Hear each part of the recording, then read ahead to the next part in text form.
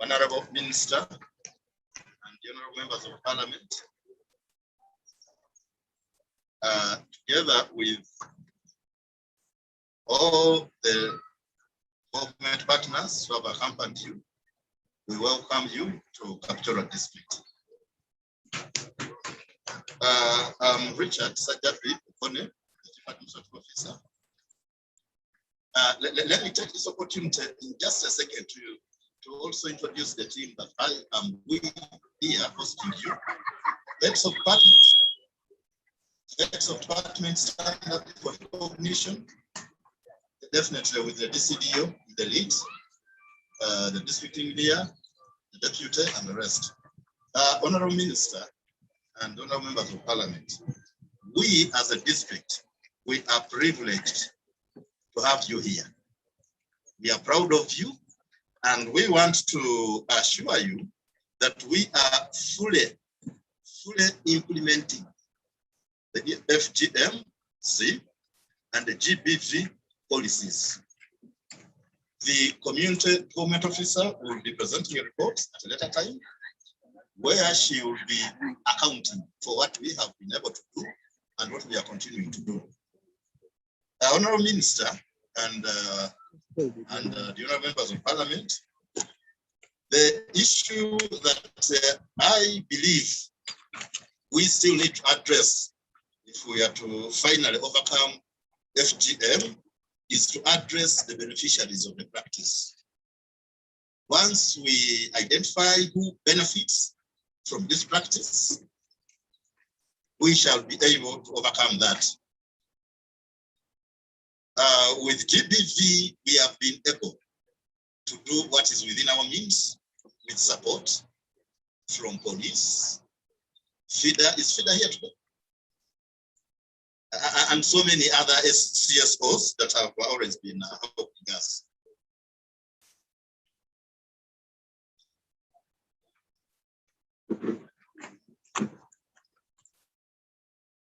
Honorable Minister, with those few remarks.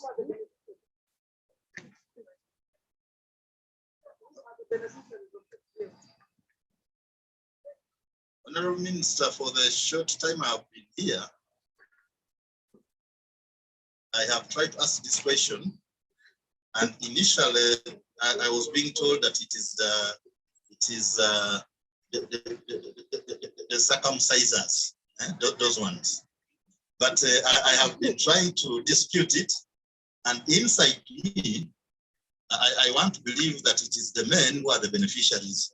And once we zero on this, then we shall be able to overcome this practice.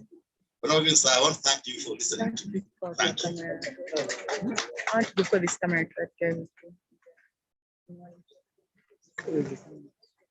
Thank you very much, the Chief Administrative Officer, Dr.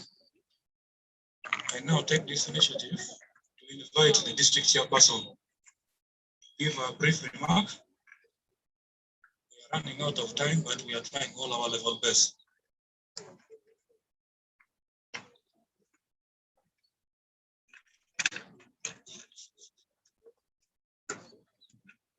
Thank you, Dika.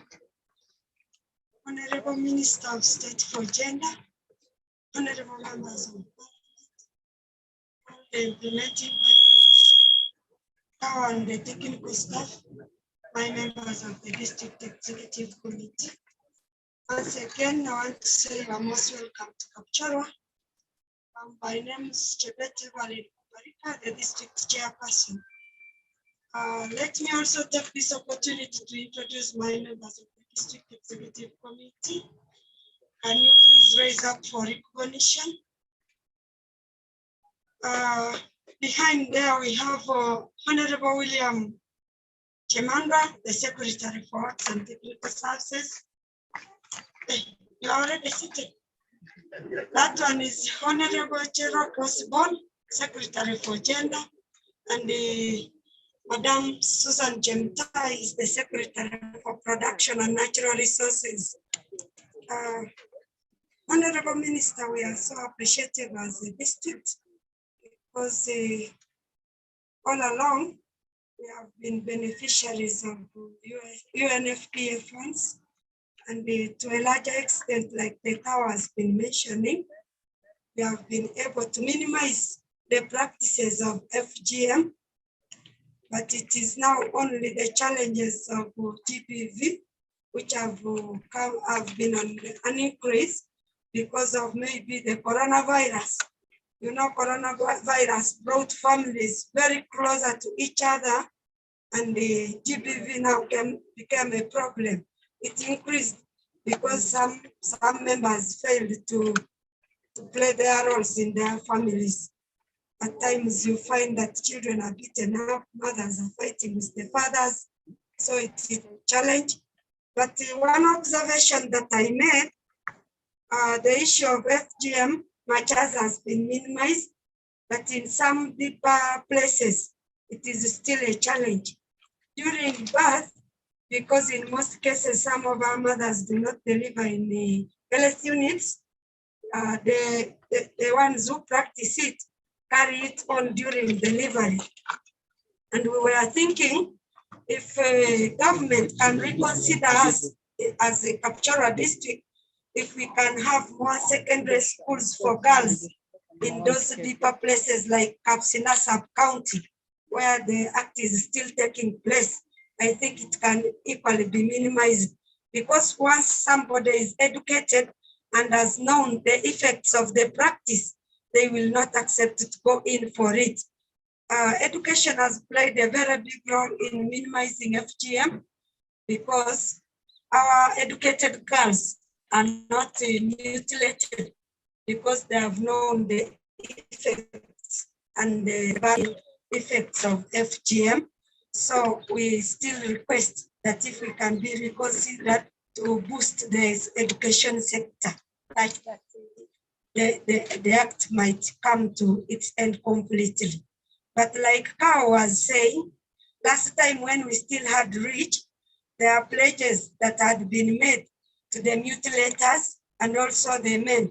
But now, on the side of health, I think SMC has also played a very big role, because once the children are taken to the hospitals and circumcised at that tender age, some of those practices that are carried on together with the cultural beliefs are eliminated.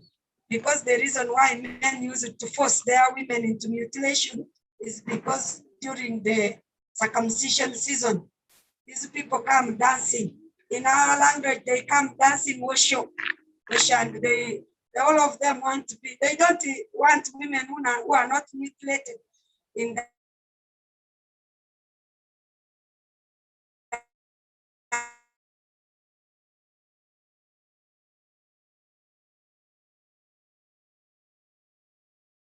exercise. They only the government of Uganda ongoing peaceful deliberation and a safe stay in Kapchorwa district. Thank you so much.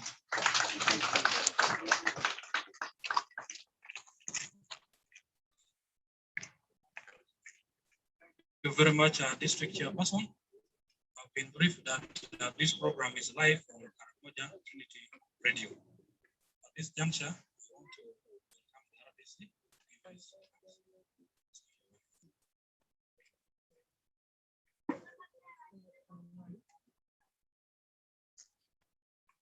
Thank you so much, Minister, and the team that have traveled with Kapchorwa. Allow me lower my mask for purposes of being audible. My name, as you all know, I'm called Magunda George. I'm the RDC since Feb. I'm not very old here, but definitely I want to appreciate you in the beginning for traveling all the way up to Kapchorwa. Thank you so much. To Honorable Minister, I want to thank UNFPA and UNICEF for funding Kapchorwa, especially over this issue of FGM. FGM, like you have heard from the chairperson, has so many effects. But for now, we appreciate the district for utilizing the funds that they have got from UNSPA. As you all know, FGM has several devastating effects, some of which I will not mention here, but you may have noted that one of these effects is one of the effects is to community, especially the women, is that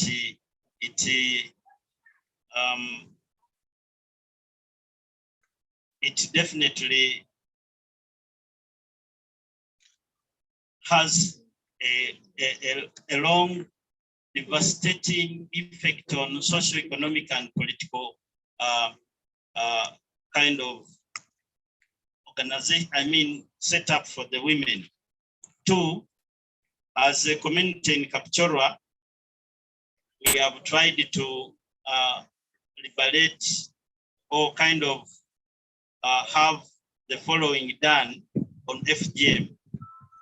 One, 17 girls have been rescued from the villages of Kapsinda and West Division. Two, the community dialogue to take place definitely takes place between the traditional houses and then the leaders to give a pathway for the girl child. Three, it has conducted a series of meetings with those that we imagine take part in the circumcision or in the mutilation of women. Particularly, it has been engaging, like for instance, Sauda Mungu, who has recently surrendered that act. Then about finally, coordination of all stake implementers on FGM activities to share and benchmark to avoid duplication of resources and activities. I want to, as I end, I want to thank all of you who have traveled all the way from Kampala to this place. And also, we want to wish you Jan Masses as you leave for Kampala. On a separate note, Honorable Minister, I want you to thank on the President of the Republic of Uganda and the Yoweri Kaguta Museveni for giving a platform to the people in Kapchorwa to talk about these evil practices. Thank you very much.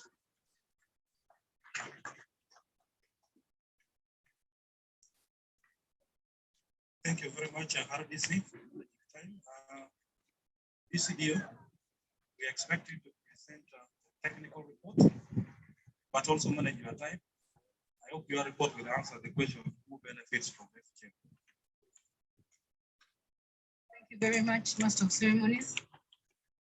The Honorable Minister of Gender, Culture, Honorable Members of Parliament, and Committee of Gender and Social Development, the District Chairperson, heads of departments, RDC, DISO, religious leaders, cultural leaders, all stakeholders, ladies and gentlemen, you're most welcome to this function, monitoring visits by the Honorable Minister of Members of Parliament, inventory and status reports of the District Local Government, inclusive of the partners that are meeting with us, funded by UNFPA. Thank you. FGM status report presented to Honorable Ministers of Peace, and the Parliamentary Committee on Gender, Labor and Social Development. Female genital mutilation and early child marriages has affected the socioeconomic well-being of numerous generations of women and girls. In Kapchorwa, many campaigns have been Okay, I think promoted to behind help end these harmful traditions. However, even amid its efforts to arrest these harmful cultural practices, not all actors share in the same vision. However, even share in the same vision. In some FGM practicing communities, desperate voices continue to campaign continuation of FGM cultures rather than advancing human rights of women and girls. These factions seem to take advantage of emergent situations such as COVID-19 pandemic to perpetuate such harmful practices. In situations of COVID-19, FGM and early child marriages practice present a life-threatening health and human rights challenge.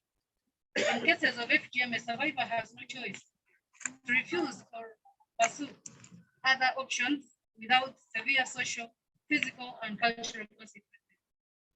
This includes social sanctions such as being frustrated or suffering psychological abuse. It includes invoking of cultural sanctions that can border on being cast and excommunicated. It also comes with threats of physical harm, such as death threats or risks of violence being verbally communicated or actualized. All of these constitute a violation of international human rights law and principles of gender equality, as well as national anti-FGM laws. It is in this context and with the foregoing in mind that the recent global outbreak of COVID-19 has raised the specter of an increase of FGM and early child marriage. The ongoing pandemic has created the perfect conditions for proponents of FGM and early marriages to carry out their perverted motives. The closure of schools imposed by rule of law or institutions and organs alongside an overwhelmed health system, including requirements for social distancing, has created a conducive condition, resulting in the resumption of FGM and early child marriage activity. FGM is an illegal act which is punishable by law, as stated in the FGM Act 2010.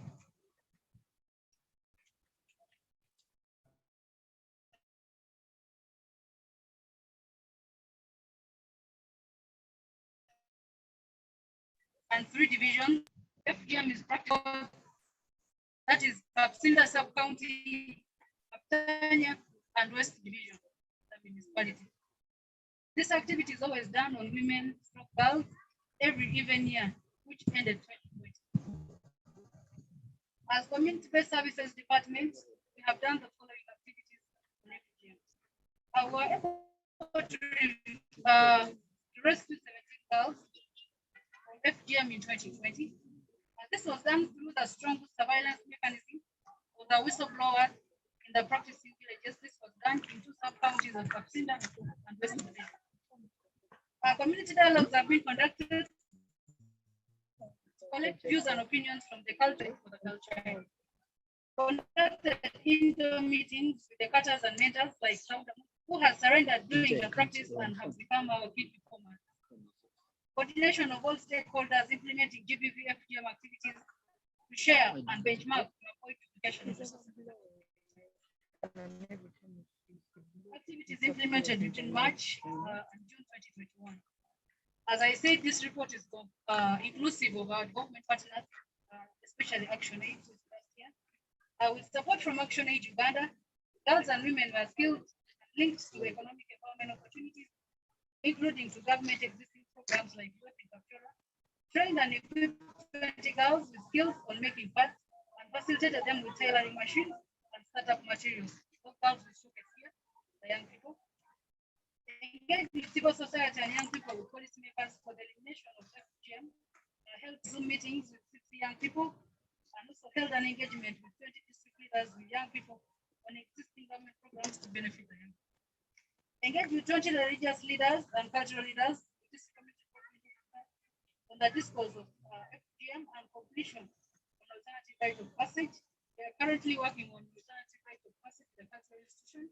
So we are trying to see how we can go. Additionally, one radio talk show was held and reached about 25,000 people with information on elimination of GBV and FGM information, this morning before we team went to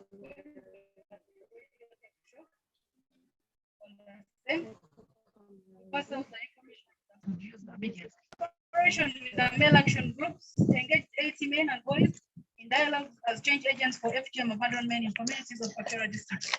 The MAG supported in rescuing 20 girls from FGM and forced early marriages at Kapchora sub-county and West Division, counseling and mediations with parents.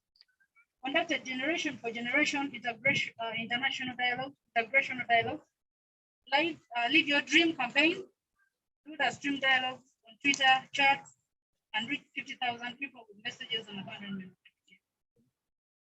ActionAid has a platform for young people on social media. That is where they use to pass the message to young people. Given the fact that we are also in COVID-19 period, we cannot have meetings. Summary of achievements: increased male engagement contributing to the strides in mindset change. A total of 520 boys and men have been reached with information on social change. The community in Kapchora district is progressively shifting mindset to progressive norms that protect women and girls. Communities are embracing girl child education. For girls whose parents denied paying school fees due to refusal to be mutilated were supported by men and boys in Kapchora district to go back to school through mediation and counseling. Increased community awareness on harmful cultural and social norms. For example, 98 households have been reached through community awareness on child marriage and FGM.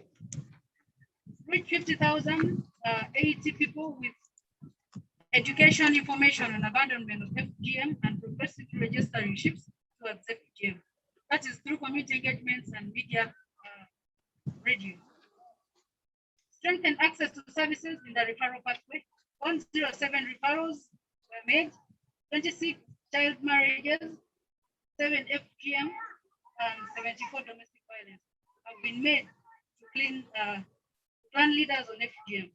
Police on child marriage and ActionAid GBV shelter on domestic violence supported by the male action group. This activity was done by the key challenges: government restrictions on public gatherings and public transport in compliance with Ministry of Health guidelines. The SOPS has posed a challenge on effective participation of our constituencies in targeting communities. However, online virtual meetings were also adopted as a new way of engagement. Then there is also delayed disbursement of funds from our partners, which also makes our work a bit difficult. What were the lessons learned during the implementation of 2020-2021 up to now, up to date? Need for targeted engagements. During the engagement, we learned that criminalization of FGM has turned the act into change forms treated with high level of secrecy, especially for those who engage in it voluntarily. We have learned that there is an urgent need for targeted engagement of girls and boys on FGM to facilitate them take the right choices and voluntarily abandon FGM. The urgency of the alternative rites of passage curriculum. We learned that some people engage and encourage FGM due to lack of alternatives to sustain their culture. For instance, graduation of girls to womanhood and FGM serves as an option for them. For instance, we hope that if a very cultural institution is supported to engage and consult with all the clan leaders and elders on the alternative right of passage to promote progressive norms.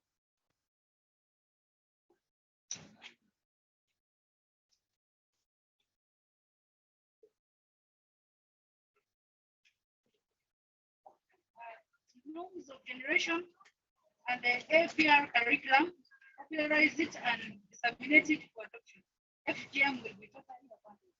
Like I said on radio in the morning, we have a cultural institution. All we need to do is have it gazetted, and we have the alternative right of passage. The curriculum has very good content that we think will help us fight the FGM practice, and we will take on the good practice. Because as you are aware, culture is not something that you can abandon in one day, but if you want to take on the good practice, because border surveillance is effective, but all stakeholders stakeholders are involved and engaged at the same time. During the engagement, we noted that a wide range of stakeholders have a stake in cross-border FGM besides the guards and sergeants. It was observed that border riders contribute to transportation of the perpetrators to Kenya as armed. So when they fail to be cut here, they shift to armed or to Kenya because that is where the settlements are. As you can see down, we have a summary of GBV cases handled at community office from 2020 to 2021. Domestic violence was highest. We had 1,188. The status of those cases was that mediated, some referred, some of them were solved. FGM, we had 17 cases that were restored. That was in 2020. Torture, children, and mothers, those are 882. Some of them we referred, some of them we tried to console and also cancel. Then the abandoned children, we have 207. Some of them got foster care, 28, and then alternative care were 57. Assault, we have 137. All the assault cases were referred. The department, we are not in position to handle assault. Detainment, 104. 11 were imprisoned, and then 30 were remanded. Failure to provide 984. Mediated by 548 and the 12 were terminated. Then by juveniles, we had 89. Mediated and referred. Child marriage, we had 558 married off. However, as a department, we have a challenge. When cases reach to court, especially for FGM, they will always ask us, where is the clitoris to prove that people were cut? And we don't have to produce the clitoris, we don't have it. So maybe we will get an alternative to help us inform the judicial system that the clitoris is not something you can find easily. But you can use the knife, you can use the blood, you can use eyewitness. Thank you very much for listening. I remain Harriet Aseko, the District Community Development Officer, Kapchorwa District Local Government. Thank you. Thank you very much, DCDO, for challenging the judicial system. To supplement on the technical report, we have a brief showcase by the young man. Please, can we have them very quickly? Please save time. Time is not our ally. The action aid young persons.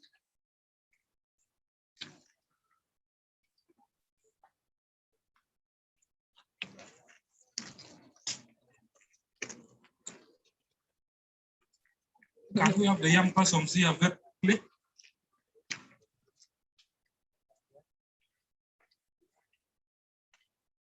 Young persons, get here quickly.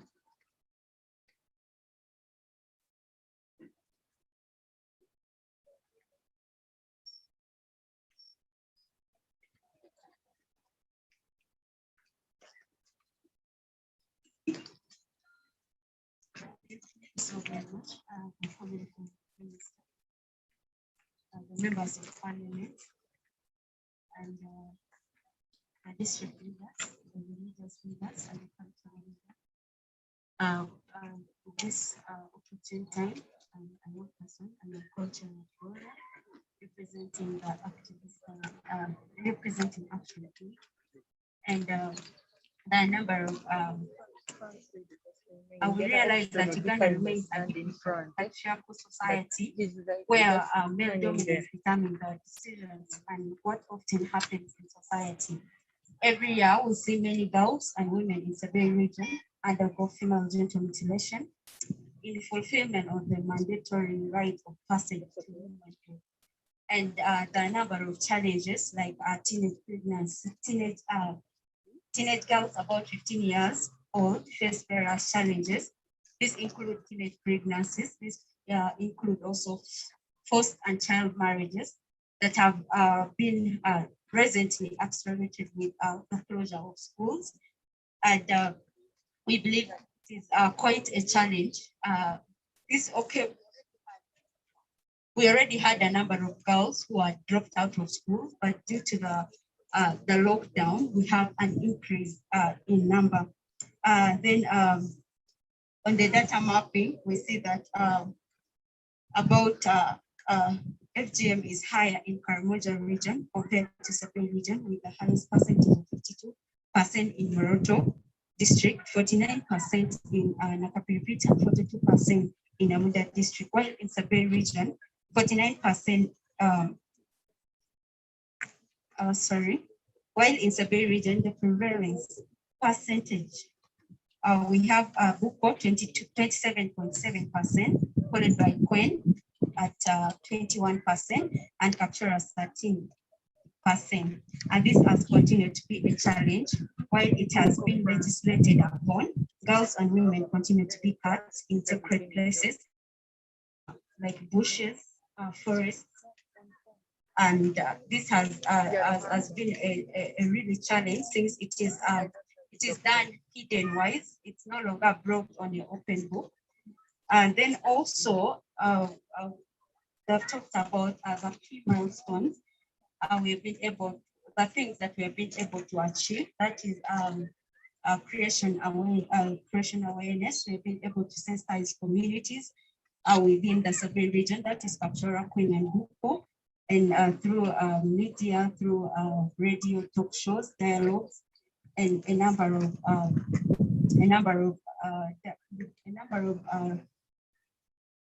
radio talk shows that we've done. Then the establishment of community structures. We realize several structures in community and school structures have been established, and this has helped to deepen the campaign against female genital mutilation and gender-based violence. We have the male action groups, the young people's activism groups, and women's clubs. We've been supported by Action Aid and given a space, a platform that is in a patch, that is global platform Uganda, that helps, that gives the young people safe space to advocate and voice out and air out issues that concern them. Then there is also empowerment and livelihood support. Over 100 girls and women have been trained on making reusable pads, as well as creation of awareness in community, as well equipped with life skills, entrepreneurship skills, and financial literacy, among others. And we have the young people with me here, and they'll be able to showcase their part. We found a challenge, that our young girls were facing, and that is a sex exchange for sex part. And we were given the support to by Action Aid to make reusable parts, which we thought it would really be important for us to give back to the community. And we have a package here at 10,000 shillings, and it has 3 in it. Of course, you can use it a year and plus. So we thought this would really be favorable for our young girls to use this, so that they can be able to keep themselves safe, and as well be able to overcome what they are facing, exchanging sex for parts, which is not a really solution to the girl child. Yes, besides that, there are key challenges related to the GBV and female genital mutilation in certain region. Honorable Minister, we have porous borders that promote cross-border FGM, and this has alluded to earlier. FGM is practiced in the neighboring countries of Kenya and Tanzania by communities who live across the borders with Uganda. This has meant that when anti-FGM legislation in the Uganda side is tight, the girls and women cross over the neighboring countries and get cut. They return when healed. So it is really hard to trace if this person was circumcised, was cut or not. So this has really been a challenge. If we could strengthen the laws within Uganda and as well cooperate with Kenya to ensure that this does not happen, then I believe the girl child will be in a safer place. Then we have the patriarchal tendencies and resistance. FGM is still culturally accepted as a rite of passage to womanhood for women and girls within the sub-region, creating tolerance and silence on the vice. This hinders reporting and enforcement of legal frameworks on female genital mutilation and children's. In addition, harmful practices such as child marriage limited. Yeah, so we see that this is something that the society has adopted, and the society still believes this is our culture. A girl has to be cut, and it is in a manner say, I mean, a question of yes, if the reason of cutting the girls was because the women was because men used to go for cattle grazing outside home for 2 weeks, and so how about now? The generation has changed. We all work in offices here and there, and I don't see people who go out there to graze animals. So it's about time we let the girls be girls, because we cannot remain in a society where it keeps pushing us to the walls and keep pushing us to be cut. Now, I think that is not the right thing. It's about time things change and we adopt the cultures that best suit us and the cultures that can be able to boost the girl child and promote the girl child. We are human as men. Yeah. So another is we have limited resources affecting arrest and prosecution of perpetrators. This is cross-border surveillance to curb movements of girls in to neighboring countries. To practice FGM is very weak, and this is attributed to limited resources. So more strength should be, more enforcement should be put in this to ensure that this is curbed and we end the female genital mutilation. Then inadequate capacity, key actors to arrest the prosecute, to arrest and prosecute perpetrators. So despite the enacted of a specific legislation that criminalize FGM among other legal frameworks, prosecutions and perpetrators has proved a factor due to limitations in evidence collection. So I believe that there should be a refresher trainings to enable a proper data collection in order to end the injustices against the girl child and women. Then FGM as an income generating activity for the surgeons or for the cutters. This has really real pulses of it's transformed FGM surgeons falling back into the practice.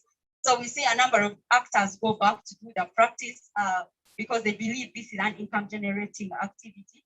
But how we request the Honorable Minister, if these cutters could be involved in some of the government livelihood activities or programs so that they cannot be able to go back to carry on this, giving an excuse as an income generating activity.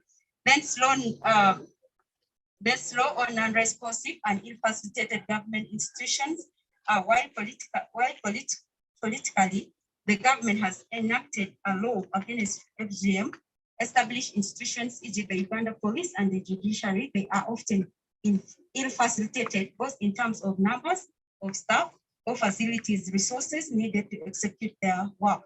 We look at Kapchorwa district, people, when there is a case, it's always Kapchorwa district and we only have one court. If these other courts can be put in train and book on, then I believe that this will enable the process or the prosecutions take place. Then access to social services such as health care and GBV related services. Some districts like Buko and Kwen do not have district hospitals and the available health facilities are distant. Yeah, we see a lot of women when they have issues to travel from Buko to Kapchorwa is a long distance. And at the end of the day, maybe there was need for an operation or difficulty in giving birth. You find that we lose that person in that process just because they cannot be able to access the services at that time. Then, Honorable Minister, we have the alternative policy proposals for improvement and recommendations. We feel FGM cross-border policy engagements. We recommend that the government of Uganda strengthens coordination of female genital mutilation across borders, across border policy dialogues, especially on the porous borders between Uganda and Kenya, for collective effort and harmonized commitment to end female genital mutilation. Then invest in and sustain GBV shelters.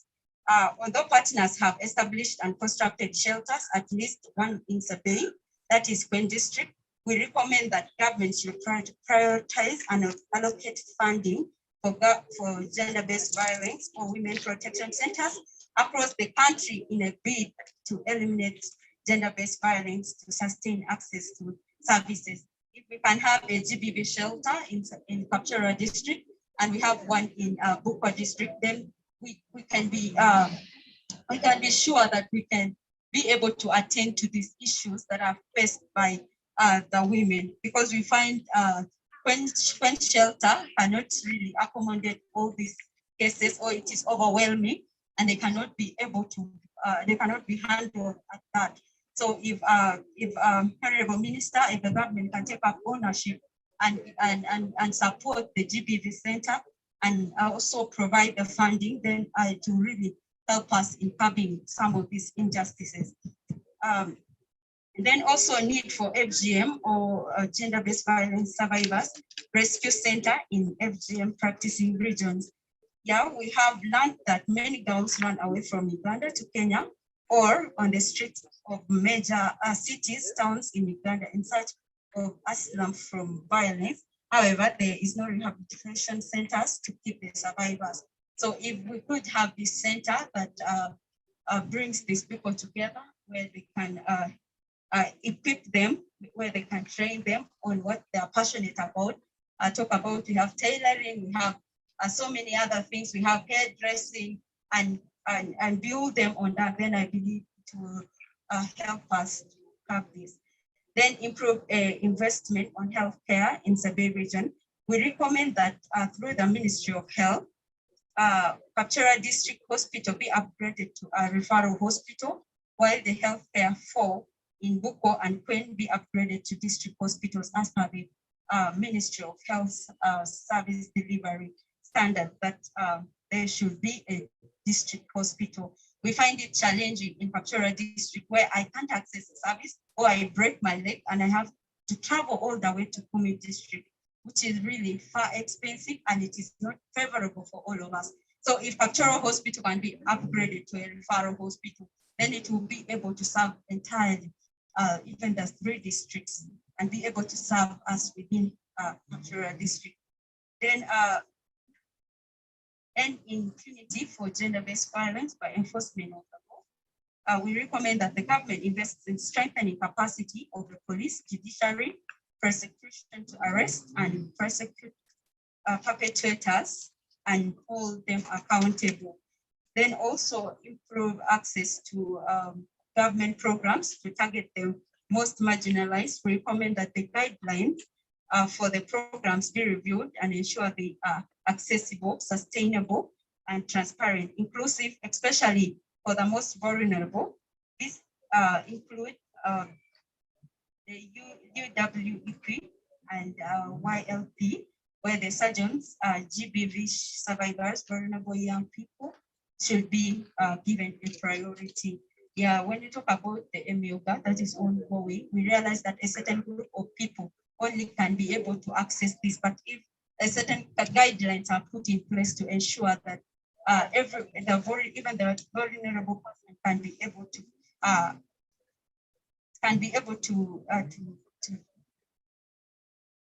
access or get the opportunity to use the government fund. Then urgent opening of schools to reduce exposure of girls to sexual violence, exploitation, and abuse.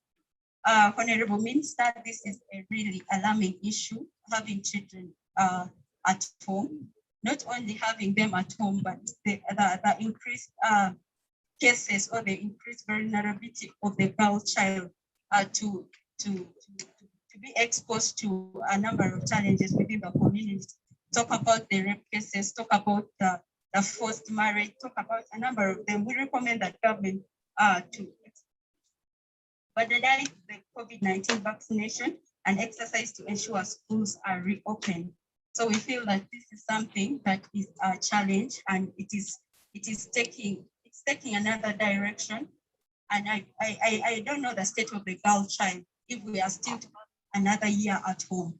what will be their future, what will be the life of the young girl. So thank you so much. This is our, would like to present this issue paper to the Honorable Minister.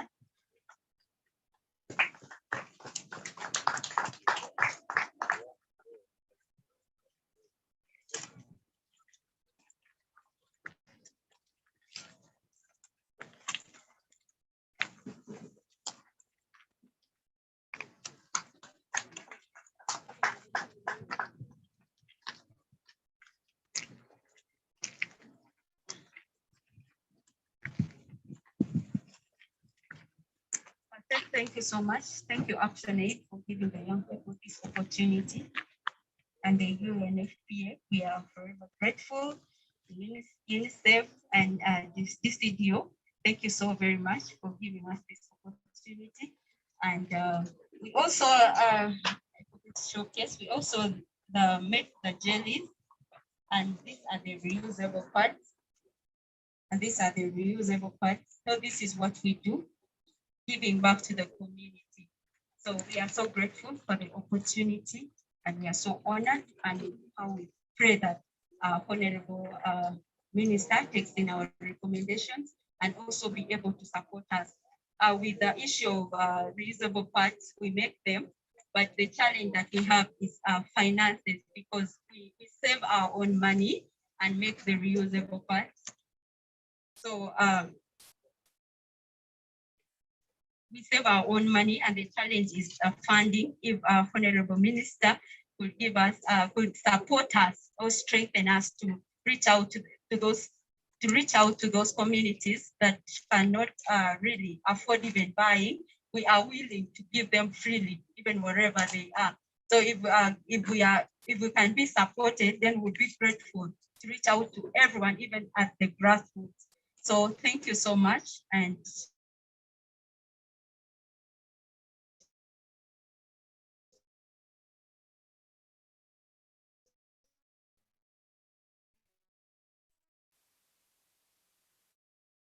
this is Tastai Women's Group. This is Tastai. Putting FGM in open FGM. And I think we have all heard that the native surgeons have made it income generating activity. At this juncture, I want to formally welcome the chairperson of Gender, Labor and Social Development, introduce his honorable team, and also thereafter invite the minister to make her remarks.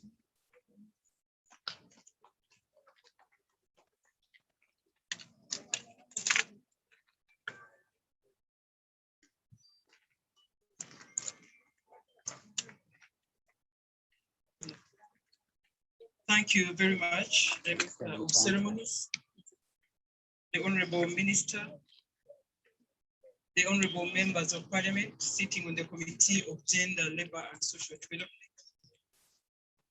the National Chairperson for the Council for Women, the RDC and your security agencies, the COW and your technical people, the district chairperson and the district councillors here, the cultural leaders, the Ministry of Gender technical people, the development partners, the media, ladies and gentlemen. I am Kawahenda Flavia Rwaboro. I represent the people of Chegegwa district in the Western Uganda, and I'm the chairperson, Parliament Committee on Gender, Labour and Social Development. Honorable Minister, the Committee on Gender, Labour and Social Development is a statutory committee by the rules of procedure of Parliament of Uganda, and the Committee of the 11th Parliament is composed of 30 members of Parliament, including the Shadow Minister for Gender, Labour and Social Development, who comes from the other side of government, the Honorable Fortunate Nantongo, who is not here for other activities. On the committee sits the Shadow Minister for Youth and Children, who is here with us. He will introduce himself at one time. And this committee, Madam Minister, is composed of different parties for it to balance its opinion, for it to balance its discussions, so that when we are offering jurisprudence, we are offering a balanced kind of opinion to Parliament and to the government, so that our people in Uganda are served better. On the committee here, I have members of the ruling party, the NRM. I will request them to stand up.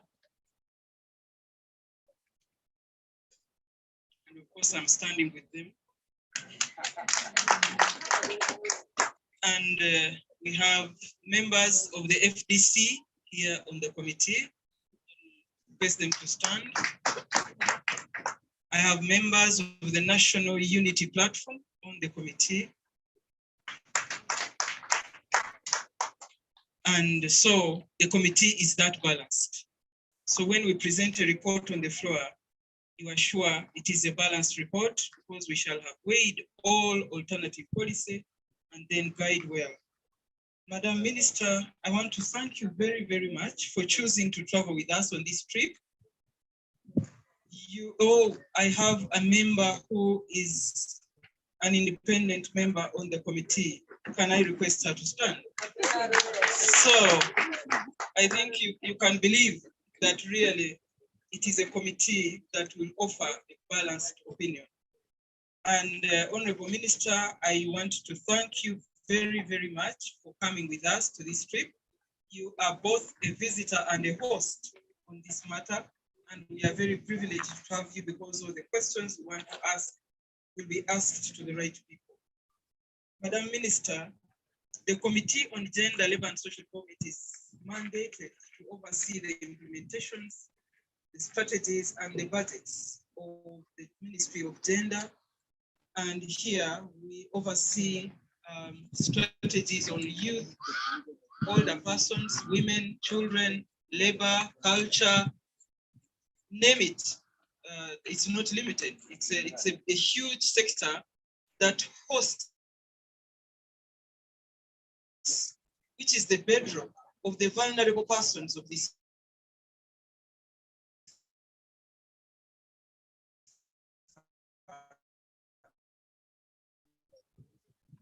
Much as the stats show us that the vulnerable people have reduced, the exact is that 60, and the bedrock is the Ministry of Gender.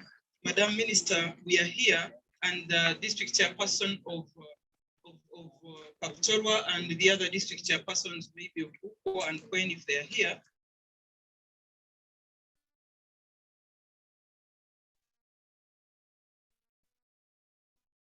We are here as a committee of the Uganda that was released in 2021, cited gender-based violence as the highest crime we have in the country, and which is even escalating with the wake of COVID-19, and that the Eastern and the Northeast are high level in the crimes on gender-based violence. So the committee prioritized and chose to pick this area to establish what is happening, what are the causes, what are the interventions, what is the role of every actor on this.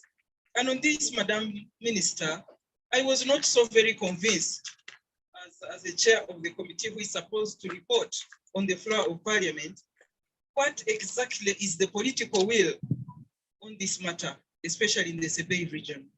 I should have expected the district chairperson to tell us, now that the government enacted the FGM Act, what has the district enacted as ordinances, to follow up on this matter, because we want to capture the political will.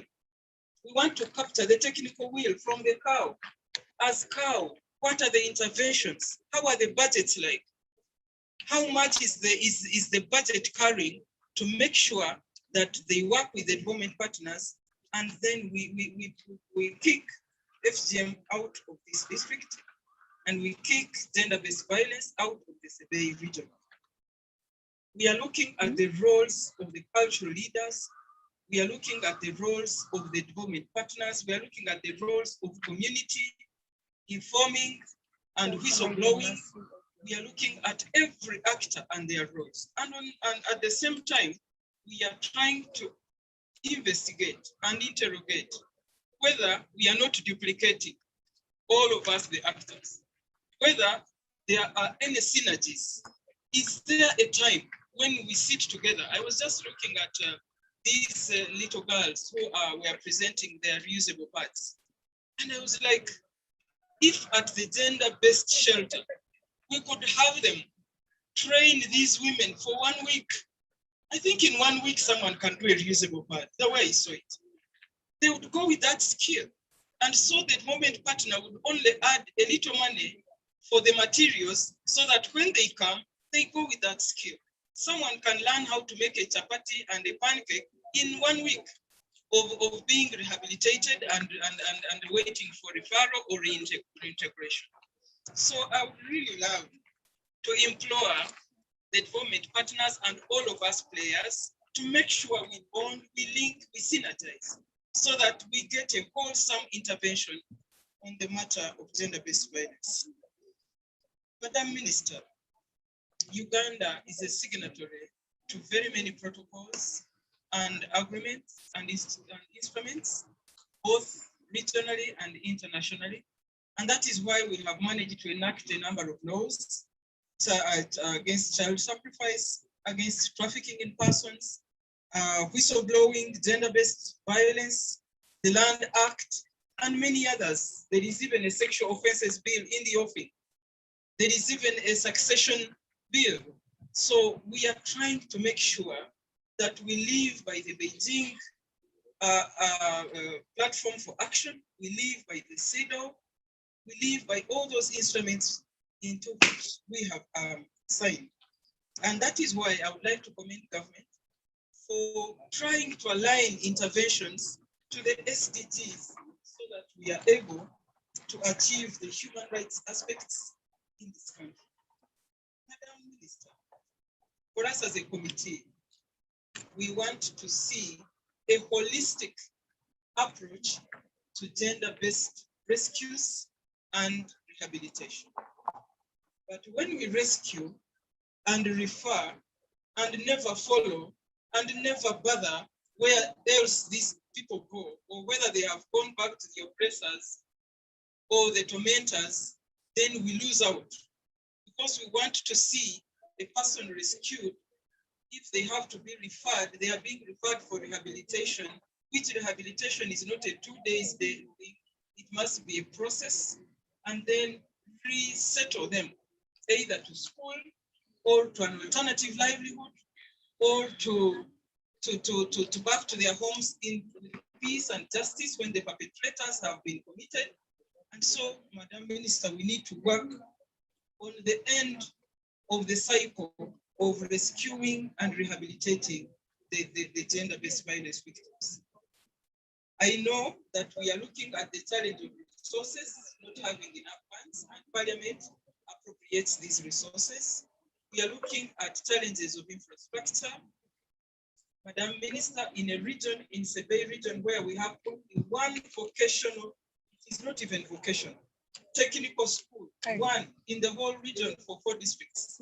I think something needs to be done to ensure a scale up of the technical institutions as provided for by the policy of government, that each constituency requires a technical institution. And therefore, I think we need to take that as one of the recommendations to Parliament.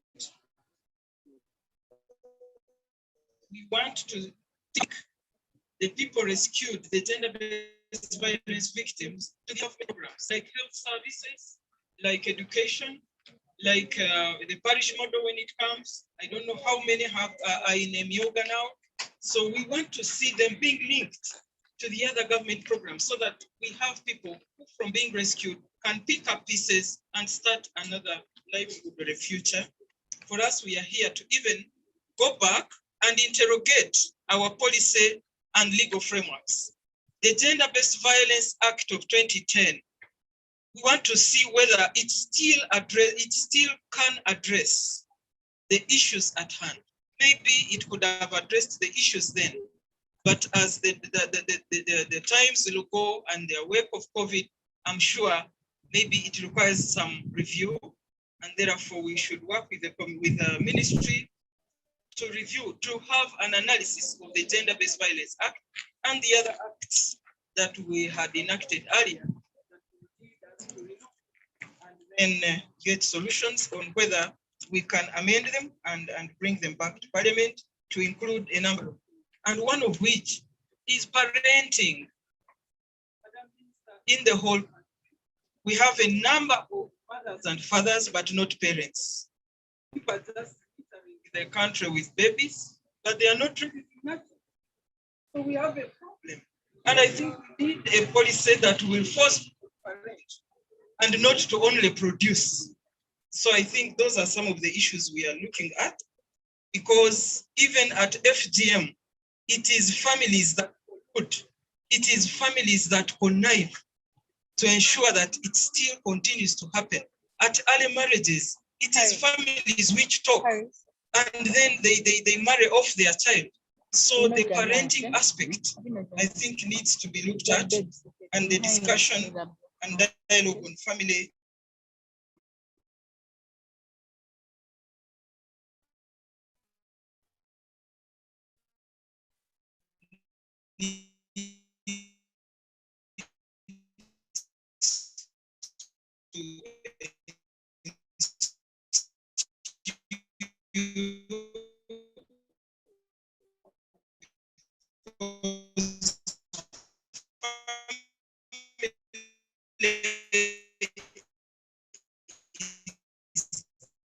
The first unit of intervention to think about. Madam Minister, is a security issue. That issue as a security issue. But even the chaos that they are going to keep track traitors to see the commitment of every player about these issues.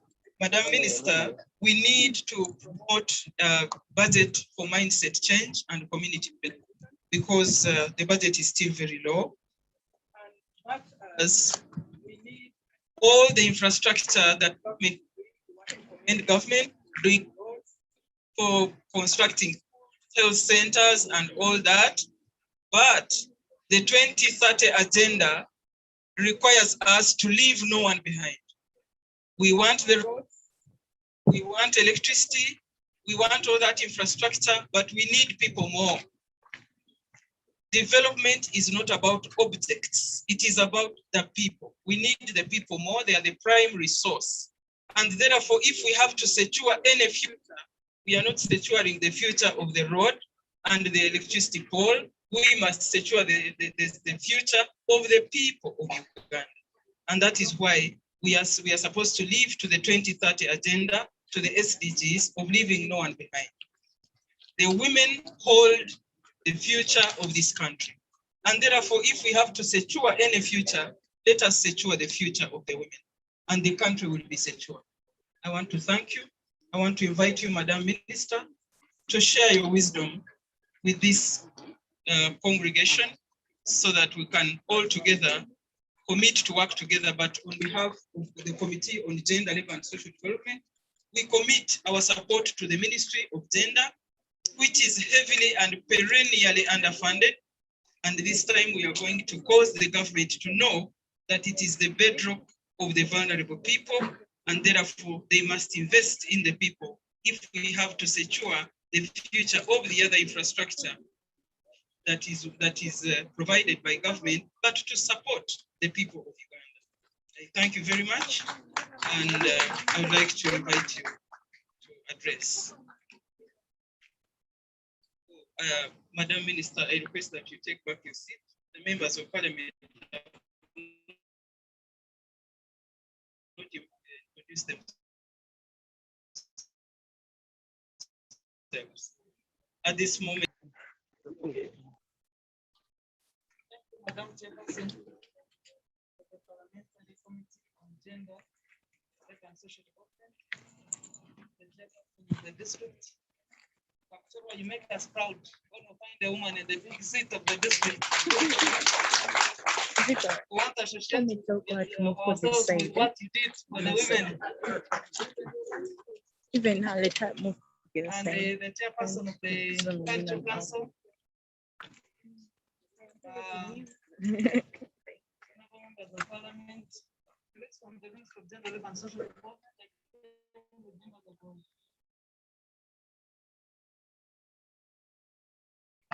The focal point person of FGM, Annette, is here with us. I also come with the Frank Mugabe, who is in charge of communication for the Ministry of Gender and Social Development. For the person that's called Fred, who is I have a focal point person, the principal. What did you call yourself?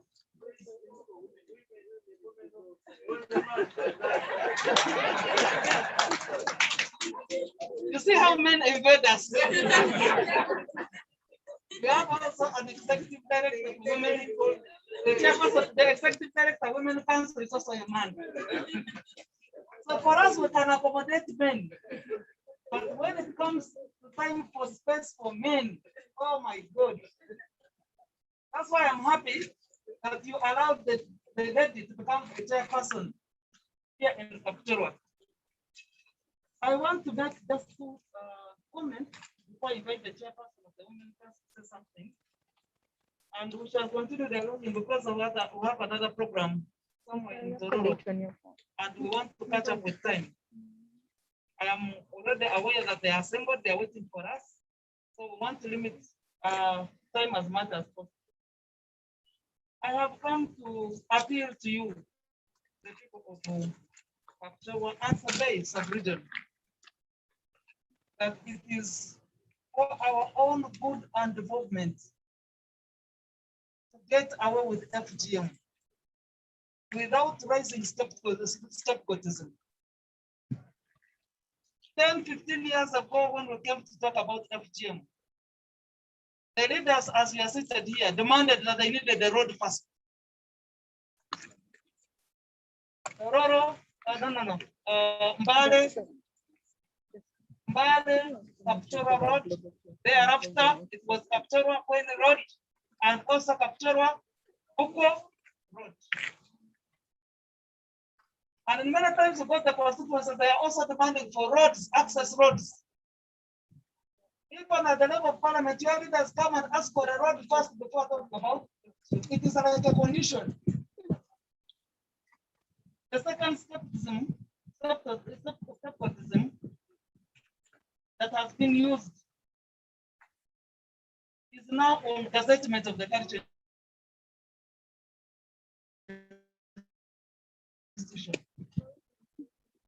Areas but we have gotten rid of the bad negative practices.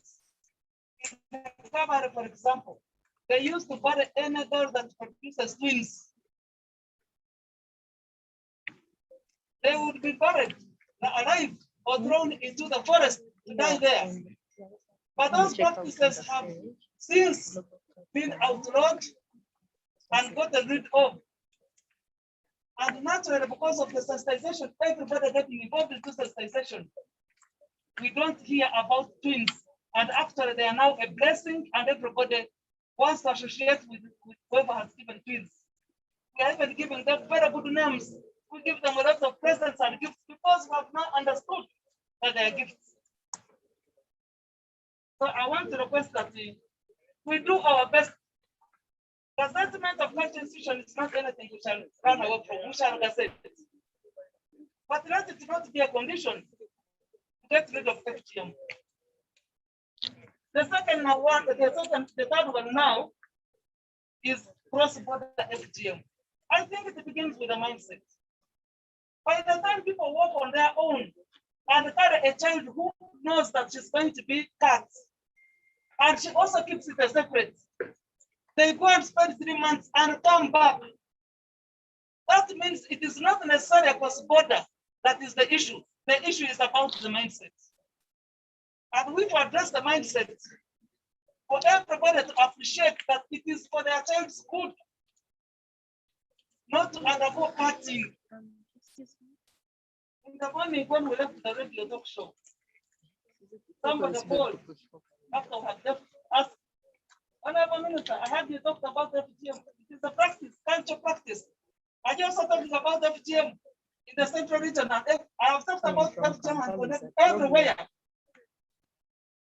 But there is one which is more dangerous because you are touching somebody's health, and affective. There is one which is psychologically dangerous, that it kills you softly and slowly. I've also condemned it, and I don't care how many people responded negatively about me.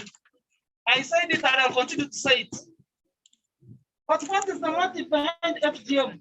The whole motive behind FGM is to oppress women. Socially, economically, and politically. So that they don't take a center stage in the development affairs. Colleagues, citizens of Uganda, the longer we keep women behind, the more Uganda will remain behind.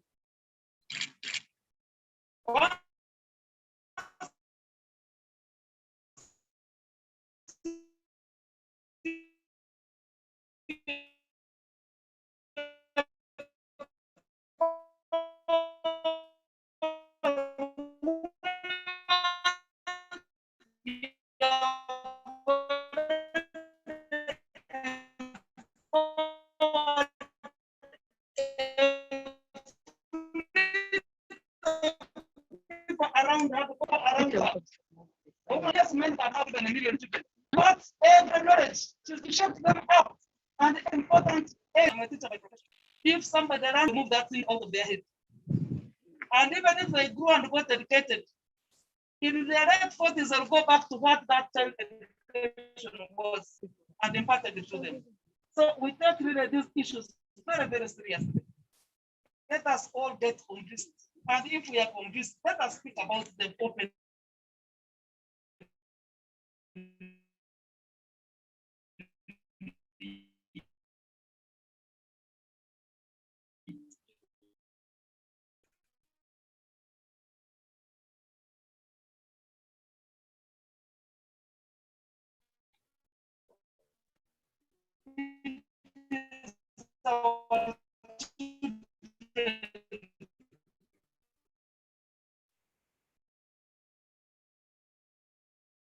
That will continue to suffer. And for maybe on the whole of the region, what do we lose if we do not remove the fear from investing in our area?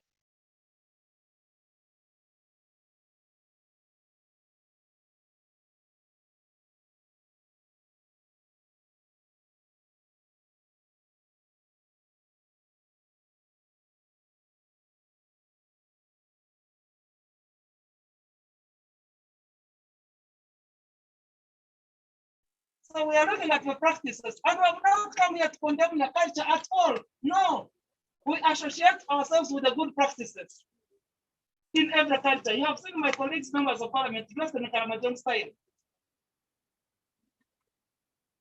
Aren't they very beautiful?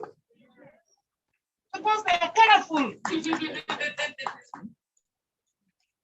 But it does not mean that when we come to talk about FGM, we have really come to condemn culture. No.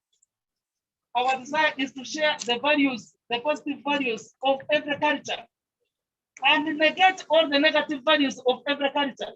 So that we live in one country that gives us all the peace, the freedom, the capacity to get engaged into the socio-economic development and opportunities. And then we can be able to move together. That's why in the SDGs we're talking about leaving no one behind. Kapchorwa had performed very well, absolutely well, in the fight against FGM. Actually, we had gone to 0.3%. And in the whole of Africa, the 26 African countries that practice FGM, Uganda was on the front line to get rid of FGM by 2030. We were very confident. Until 2019, when there was a currency. And this resolution came out of that, and therefore people went back to FGM. That was a myth. The second one was a reality that we had not envisaged when we were creating a pathway for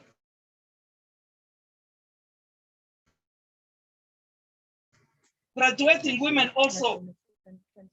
After we had fought the lower stage, the young, for people in the 40s who would go to practice and celebrate some cultural rituals.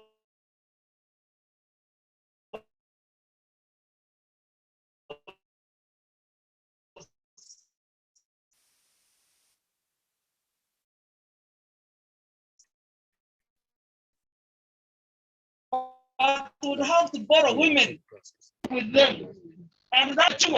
So they quickly, the fact, ladies and gentlemen. So now what we are doing, we are reviewing the laws to create a component of that pathway of the parents who have not gone under FGM. How do they get involved into the cultural practices without compelling them to move to borrow partners who have circumcised?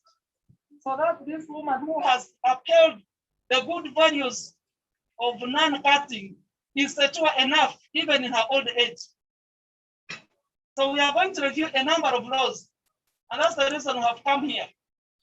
We have been consulting with stakeholders, with individuals. When we went to visit the shelter, we were even able to meet the women who would testify to us that here owning property is at a big risk for the woman, the local woman.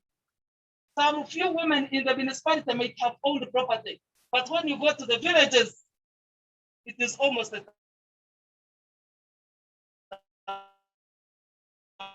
taboo. But that limits our development.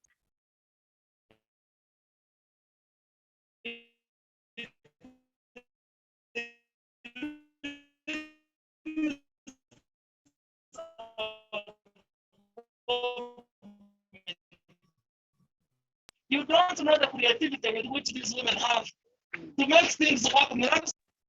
And let me tell you one other small thing. Even when our counterparts hold a lot of powers, unfortunately, they die earlier before women. The rollout of social protection grant for the elderly persons revealed this to us. We rationally rolled out said for every elderly woman or man above 80 to receive some money every month. But when you go to the lines and choose, you'll find 64% of beneficiaries are women. And yet we have not left any man behind. Where are they? They passed on.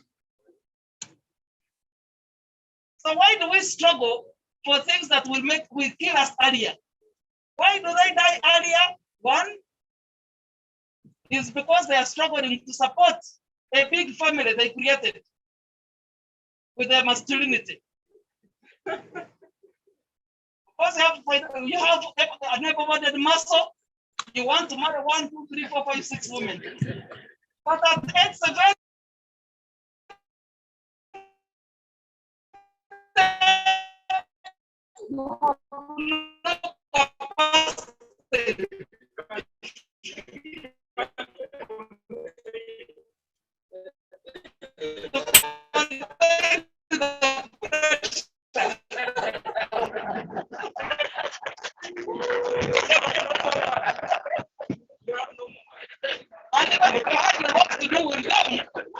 how about the offspring? Can you take them to school? Can you control them? Can you give them everything they need? Something I know. So that puts a lot of burden and pressure to the men. The second thing that kills men first is because they have turned themselves into doctors. When they fall sick, majority of them. But if he feels headache, a sign of sickness, he will take COVID. He will take Panadol. The second day, persistence of headache, he will take Panadol extra. The third day, he will take action. The fourth day, he will take nail sanitizer. By the time he goes to hospital, is when he's not capable of even carrying himself to the hospital. Many body organs will have suffered irreversibly. So we eventually lose our men. But around, we take in charge.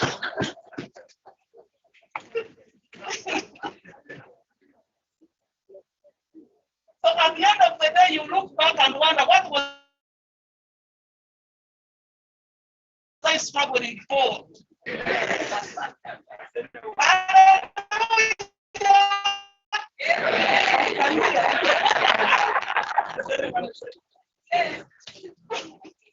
That's why it is important congregate. The third issue I wanted to share with you is that we need to rationalize our expenditure in these meetings and discussions. Many times we have yes, very good development partners.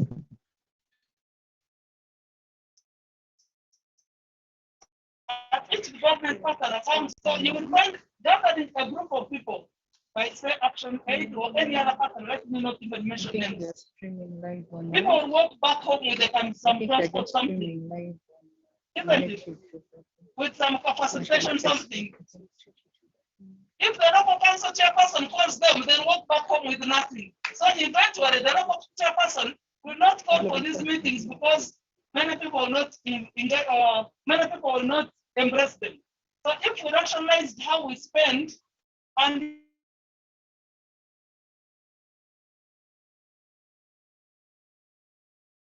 encourage people to come and listen, if some, I think would have a bigger coverage, would be able to reach out to many people. And they'll be able to appreciate and understand. That's why you see there is variation. If Jane was eliminated, could have been eliminated in the municipality because radio reaches out to them, Action Aid can reach out to them, development partners can reach out to them, information is easier. But in the villages where is access, you will find, so we needed to discuss at another level with our development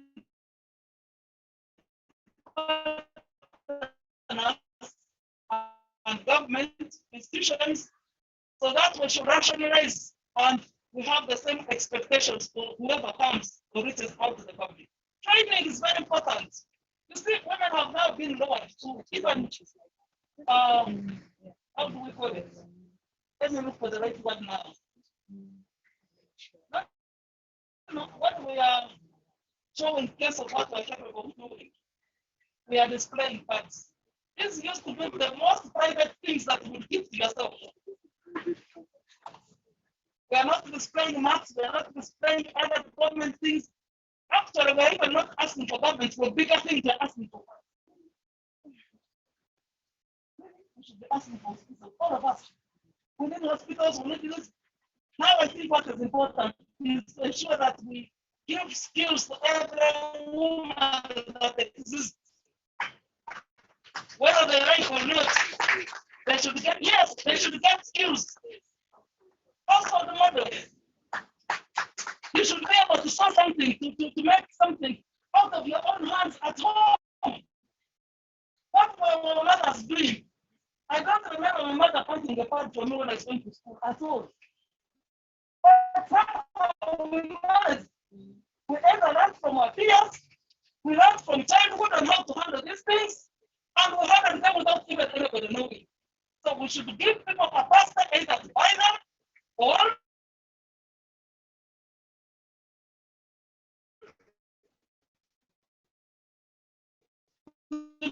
make them themselves so that it does not become an international and a national matter of discussion and debate. I'm telling you, I'm telling you. No? So this sensitization that we are carrying on, just like women go to hospitals and each one must be checked whether you like or not if you're pregnant. They will compel you to vaccinate. They will compel you to test for HIV, whether you like it or not. It's the same way we should impart the knowledge of making these small things for our daughters and girls at home. So that we are liberated enough to go and seek for more important things and compete with our counterparts for more important things than the private matters and issues. Violence has denied women real access to a lot of things, including education. We saw young girls yesterday. Home should be the safest place for any girl or any person to live in. But in an FGM area where people know their rights that they can afford to run away, we interviewed many girls in the Amadas who did not desire to go back home at all.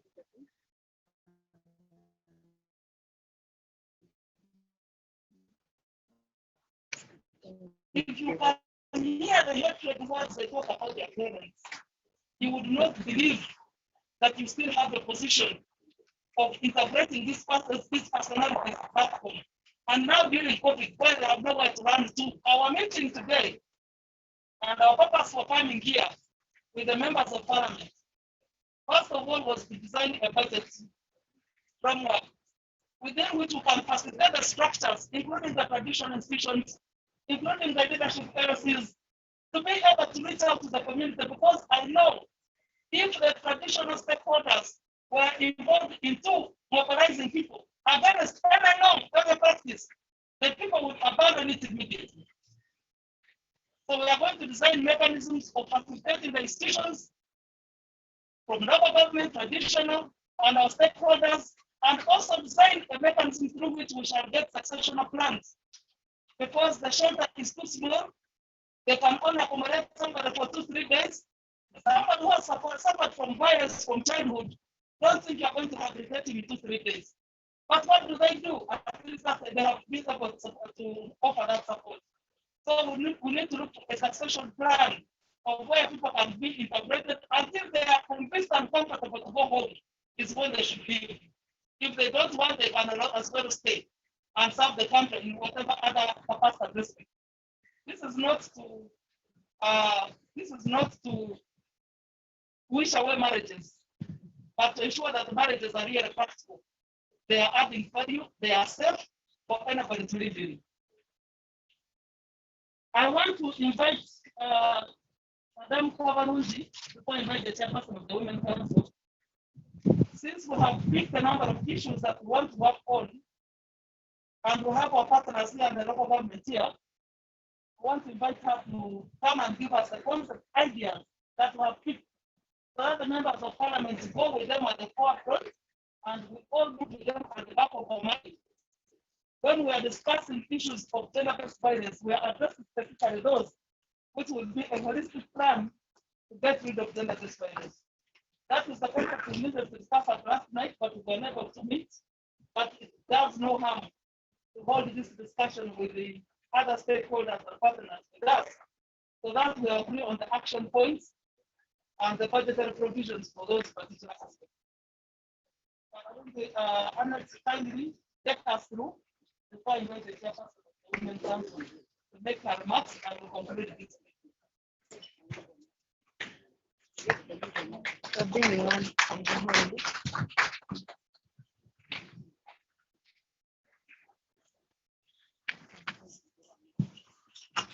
Thank you, Honorable Minister, the Honorable Members of Parliament, the district leadership, and all stakeholders present, for giving us opportunity to share with you some of the views that are emerging from this monitoring mission by the Honorable Minister and the Honorable Members of Parliament.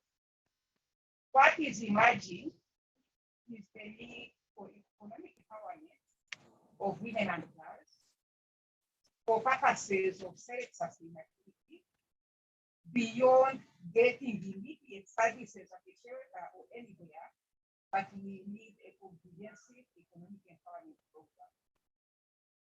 Number two, we need to look at the issue of the GBV shelter from a sustainable perspective. We have noted both in Amudat and partly in Morocco and now Kuwait that the GBV shelters are run by non-state actors that we can call civil society organizations with funding and technical support from the development partners, and this is not sustainable. Actually, from when we learned that at some point the funding stopped, the services came to standstill because the district did not have capacity.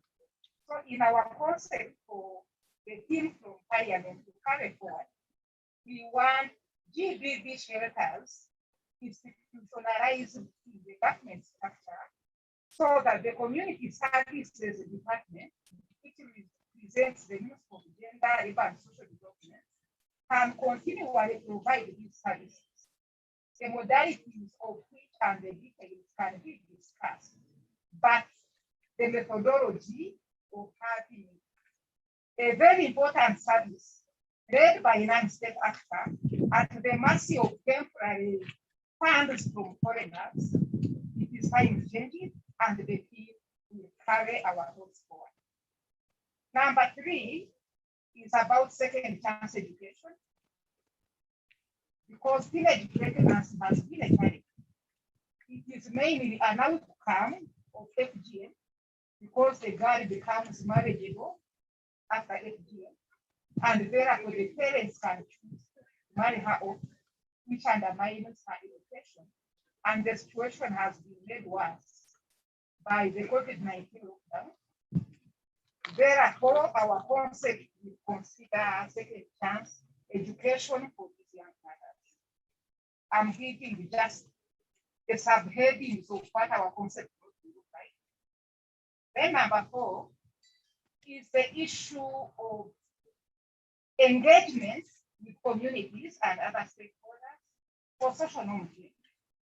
And we are going to focus on the alternative rites of passage to facilitate girls become women without going through the torture of FGM.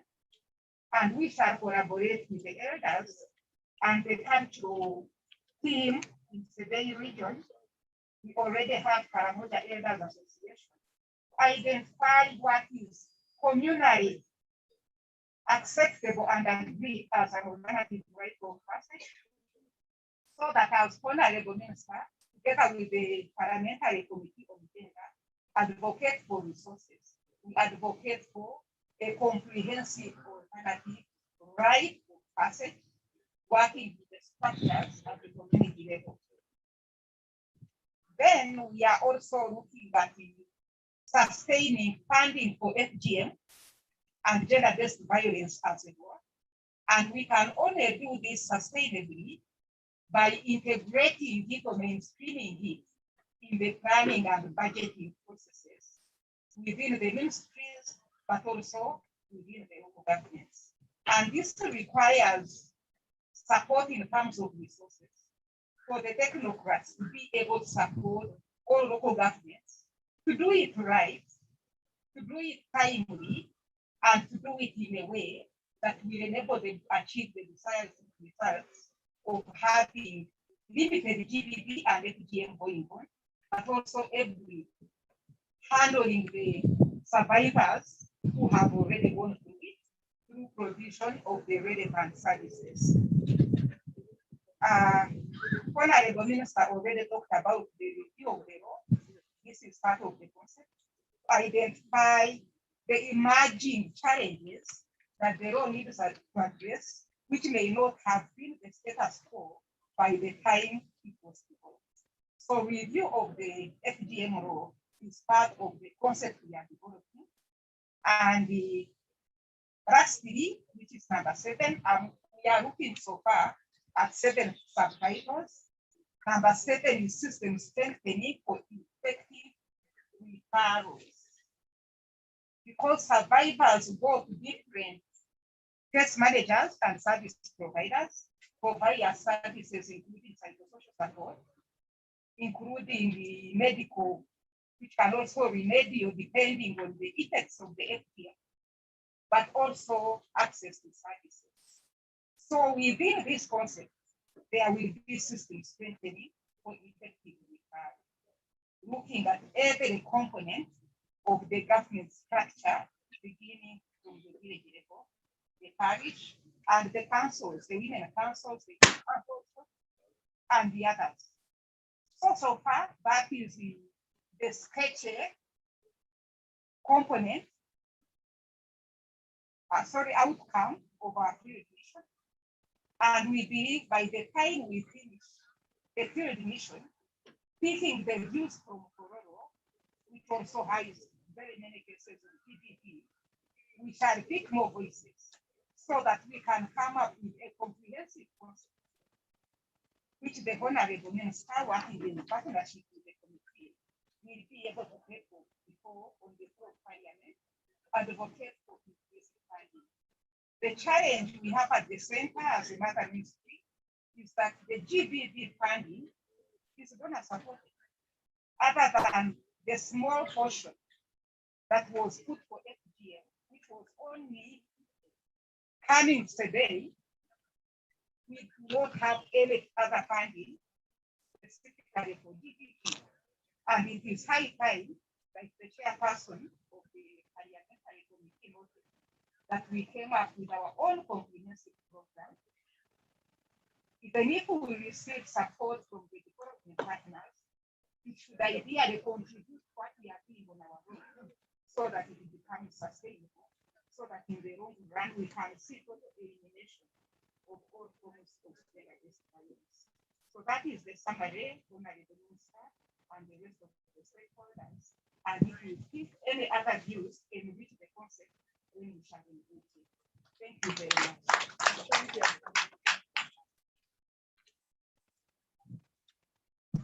Thank you. I was about to forget something, but now I speak it.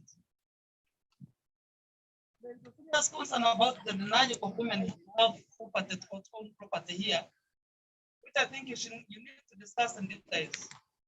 Because the last year, you remember, we talked about yoga and we gave out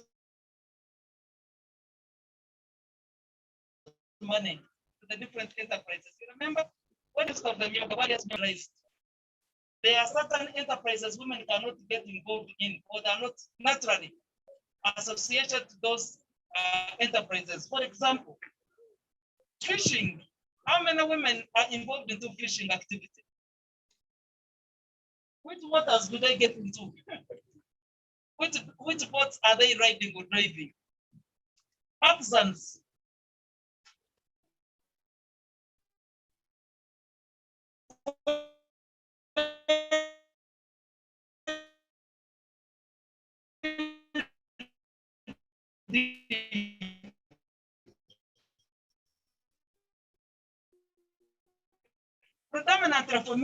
Predominantly for men. These are about which other ones? Fraction of women. But even then, even when there was a yoga called produced dealers, it is men who took that space. Then women were given a small fraction of action. That women enterprises, women entrepreneurship. Those are women who are already empowered. So how many are we going to pull out to get into the enterprises, these enterprises? So we must design a mechanism. I am getting worried about the parish model. If it finds this situation and status, it means that even if women got money at the village level or parish level, still they will not be able to benefit out of it. Their husbands will ask for this money because it is a culture, and until we have really strong mechanisms. That's why we're visiting areas, because each area has its peculiar means and ways through which they have been accustomed to. So if we don't talk about them and craft them into the guidelines, then we are hitting a dead drop. That's why we come here to discuss these issues openly. So that if you have seen something within my eye, mention it, point at it, and we correct it. Than just going as if everybody is comfortable. And at the end of the day, we go to review these programs, we don't find anything on ground, or women have not benefited at all. And that means that even the children have also not benefited at all. So I wanted to raise that matter before I give an opportunity to the chairperson of the Women's Council to make a few remarks, and then we can get back into our discussions here. 2, 3, 4 people ask questions which we shall respond to as we move to another area. Chairperson, Women's Council, Madam Farida Ugoa, please take the please take the microphone. Thank you, Honorable Minister, Honorable Members of Parliament, the entire district leadership of Chora, the technical people here, all the stakeholders, not forgetting the development partners. I greet all of you in the name of God. Assalamu alaikum. Good Good afternoon. My name is Hajat Farida Chigowa. I'm the National Chairperson of the Women's Council. I'm the chairperson of the Women. Honorable Minister, let me take this opportunity to congratulate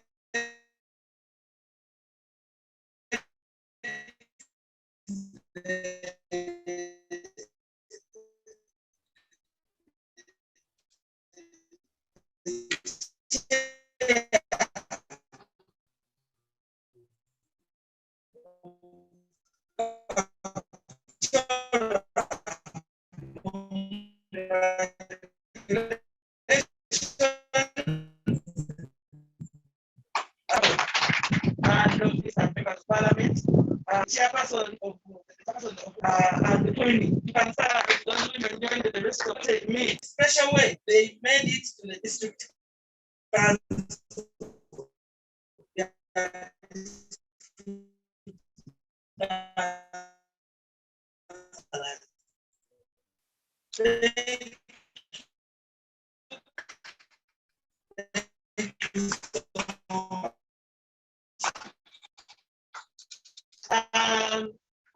I'm happy to be part of this team. To the people of Factora to have Parliament here and here in Factora. And then after, so you're lucky and congrats here. It is the only fallback position that we have. So, Minister, thank you so much for leading a team that has come here to find out exactly, to have a feel on what is happening in Factora. Honorable Minister, a lot has been said, and of course, for us as Women Council, Women Council is under the Ministry of Gender and local, it's the structure.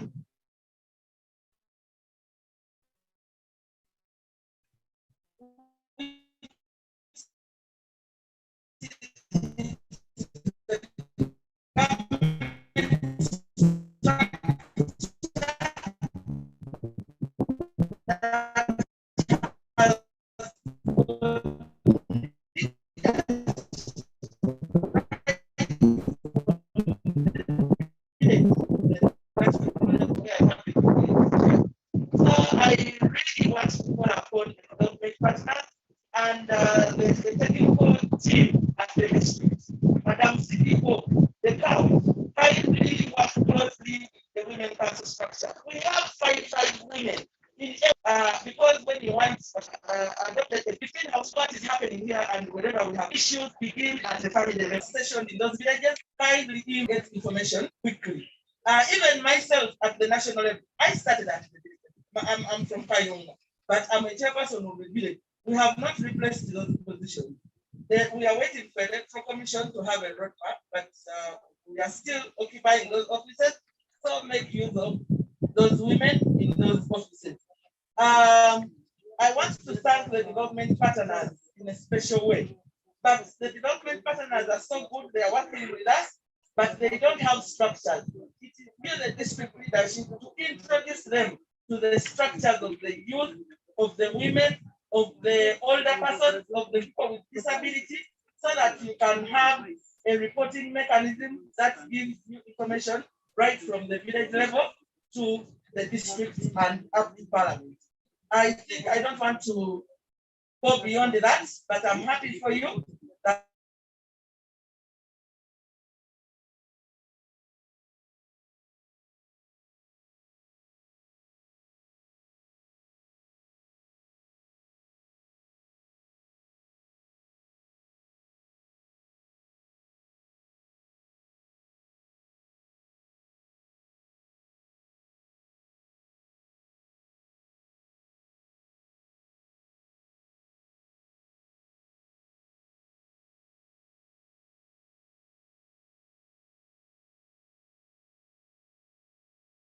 back the information in the door of Honorable Minister will give you money this matter.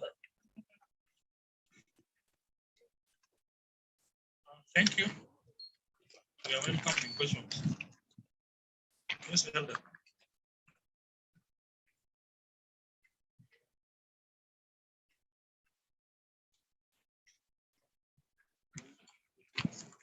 Thank you.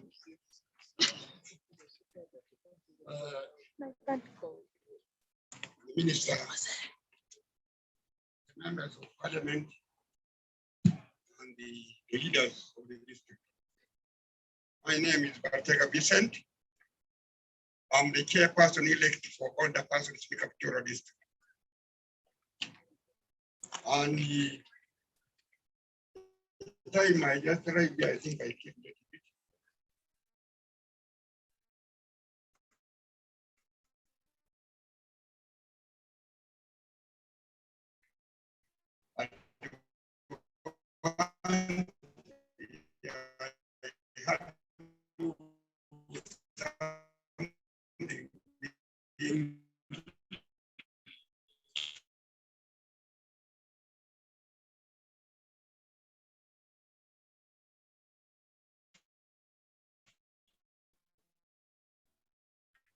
Talked by the secretary, or we not. Look, the chairman of the district is not the law or cow. For us in the district, according to FGM, exactly, women should not eat.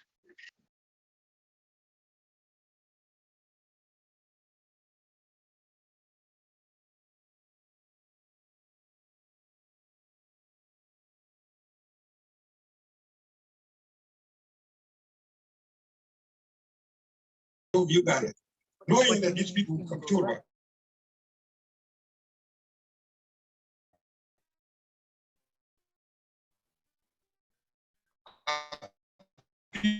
who understand the law of God here, and then one in children know this read up to the standard and going to significant schools. You see, FGM, it will disappear by itself without no problem. Because these are left out, like the girls are left out when they go to the villages. You find that they are being agitated by those who are villagers who have never read. But if somebody has read and they have understood what is bad and the good, I don't think whether he can evoke himself to do something which is not bad. And the government knows that what is bringing, it is what to safeguard somebody. And they also know that if that is made in the Kapchorwa here, I hope everything in touch with the area here, that thing will die naturally. So I request the minister, if exactly our message is taken to the parliament, discuss on that. That's the priority of debate here. And you have urged much about women, but women always matches with the old men because their knowledge and their understanding. Their understanding. It is really mature. It is mature and it is advisable, whereby they can even advise such people. So when an immigration put a bit of pressure to all the persons, women, if those are catered in a good way, exactly, everything it is discussed. Things you love. Let's go to the next. Ask a question.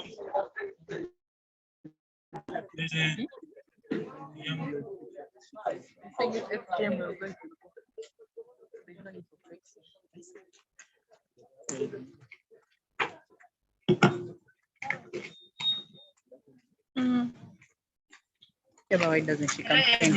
I'm Joyce Chilangat, and this is my question to the Honorable Minister, and as well as the government at large. Actually, I'm one person who is so interested in seeing that the well-being of girls. And I so happened that I actually interviewed the people who were displaying their things. Yeah, they are doing it well, but there are things that they are lacking. And this is my question as a fellow man. How are you supporting these young girls now that these people have even initiated something in their community? And the fact that they told me they only have one machine in the whole of Kapchorwa district, and the demand is too high because the girls have also seen the benefits of this. This is something that you can reuse for a period of like 6 months. because this is locally made. But for us to improve, I would actually think that they need some support, and that is my humble appeal to the government as well. Because when you see this, they're not so all that pleasing. So that implies that there's something that they're lacking. So how are you going to support them, given the fact that they've actually even started something? Thank you. Thank you very much. I saw the hand of a clan leader somewhere. You're the clan leader.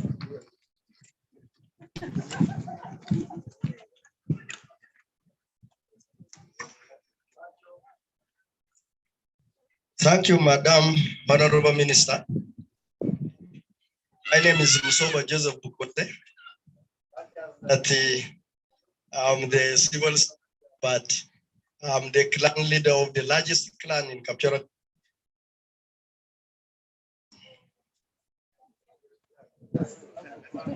Okay.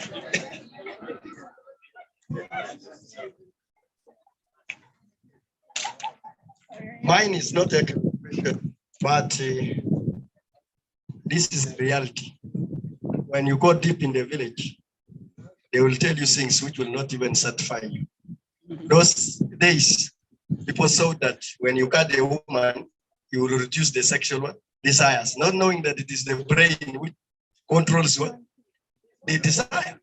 So it is only the matter of telling these people that it is not these parts you are cutting which controls the sexual desire, but it is the brain. If I need something, it is the brain to tell me first. Before what? You go to the parts. So the parts you are touching does not have anything, but it is the what?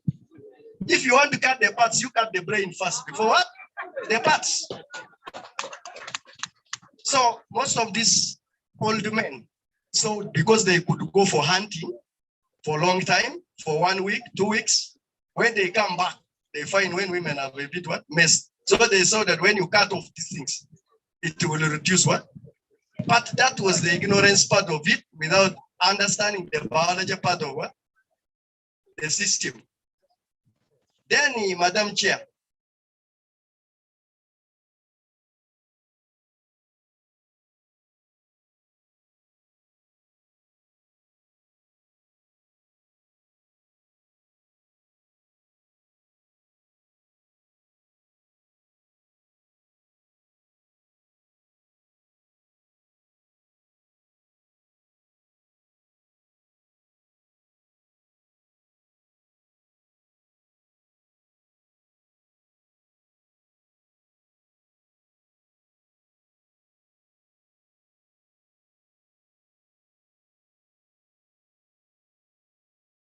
Meetings.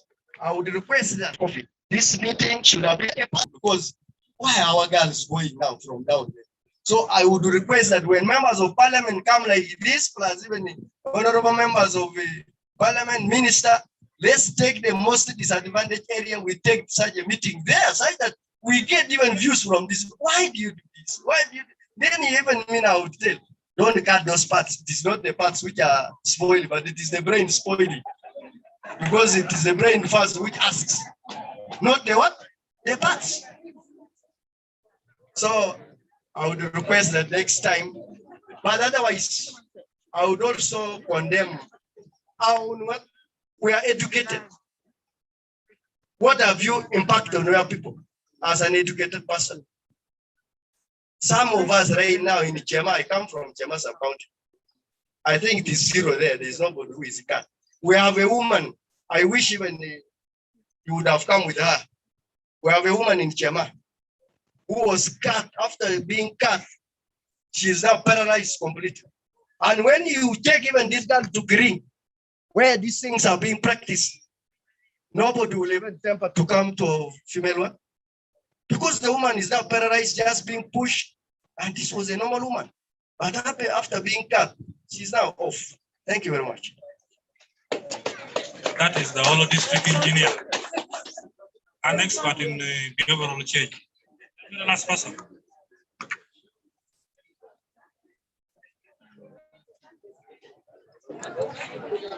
Thank you very much. Now I have two questions, one to the people from Kampala, another one to the people from Kapchorwa. The first one to people of Kampala. This year we didn't have the Labor Day.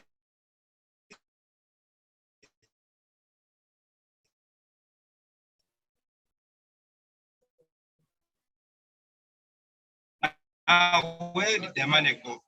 To the people of Kampala. So now what are social problems, but people are going for the answer too many have. But really, time is not on our side. I wanted to move that thing. No, it's okay. It's just where these guys are facing it. Tell them to wear that back. Thank you so much, the MC, the Minister, our Chairperson Women Council, our MPs who are with us, the host, Chairman 5. I'm glad to stand before you. I'm one of the chairpersons, Women Council of Queen District. These issues are affecting women. And most of the people who are involved in these issues, most of them are not even women. But I thank God for our chairperson. We have a structure from the village to the district, or even to the national. And most of these women, they don't know even what they can do, and they are the most affected people. And the people who could even help us so much to sensitize the village women are the chairpersons, women councils, and the committees at the village level, which would even finish everything. We would not be having a lot of issues here. Secondly, I also ask our partner who is supporting this program to at least give the women councils also an opportunity to go and talk to a radio talk show in order to help them also implement some of these activities. Otherwise, I appreciate everyone who has come here. Feel free, this is Kapchorwa, a land of friends. Thank you so much.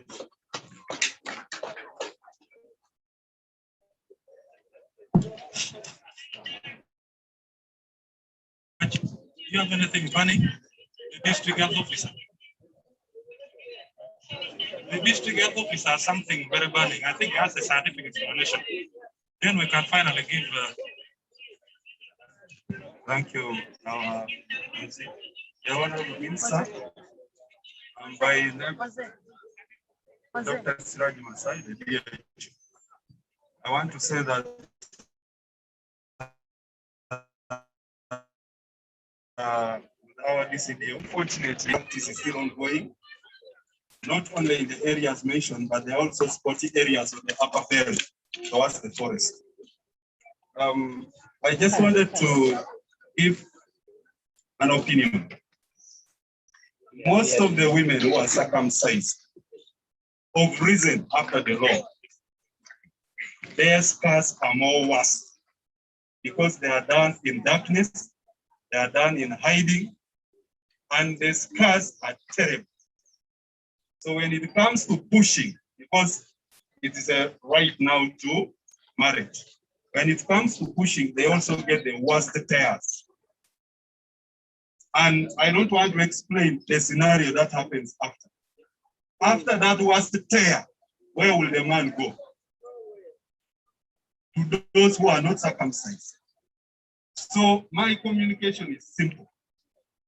We need more and more opportunities as we are engaging, but this should come from the upper scale, that the tears we are now getting are more worse than the before during labor, and tears goes with the bleeding. These people don't want to go for antenatals. They are not to be checked early, and they are given risks related to what they have. By the time we get them, they are in bad shape. If they are able to push in a hiding wherever, we get the worst tears and bleeding and complications. Secondly, is on the issue of cultural academia. At some level, there was something of sponsors to young girls from these communities, but I would wish that we are still given some special affirmative, especially to areas highlighted by our DCDO. Kirin, as the chairperson clan and B has said, is the worst. We have Kaptanya on the lower belt. We have the lower part of the municipality called Kapoki, Kamnikeo, and Kaple.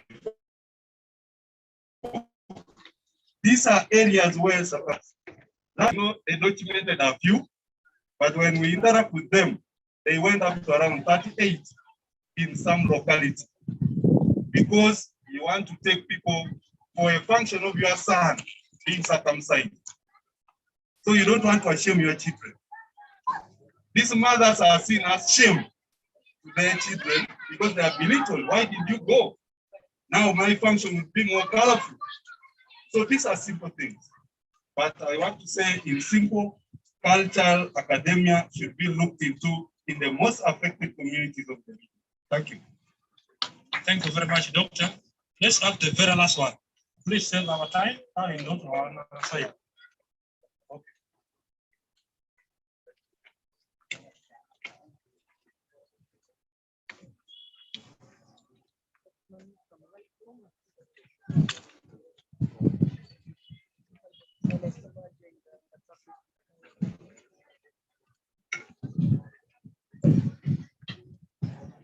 Broadcast observed. May I thank all the people who have come here to attend this function. Then appreciation goes to the parliamentary and the minister. Here I am a veteran press from Grand District, representing FAIR. Since I came started in 1992, advocating for FTM. And we did this together in partnership with the BRIC program. We have done this all the way, and the sensitization was being done until this almost came to an end. We made the bylaws, and our government said that we have ended the FTM. Now, to make this surprise me, these people used to do their FTMs silently at the lower belt, at the upper belt, that's the Benet community. They do it silently. Why have this come silently? Because of poverty. The surgeons used to survive from that money.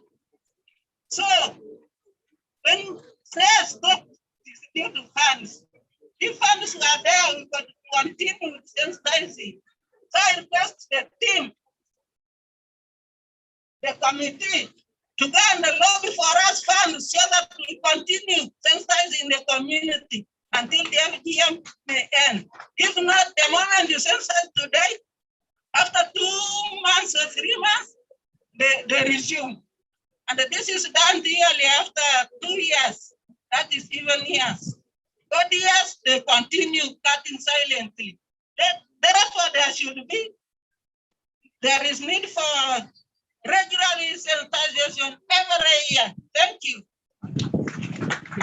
Thank you very much. Let's have the district chairperson and invite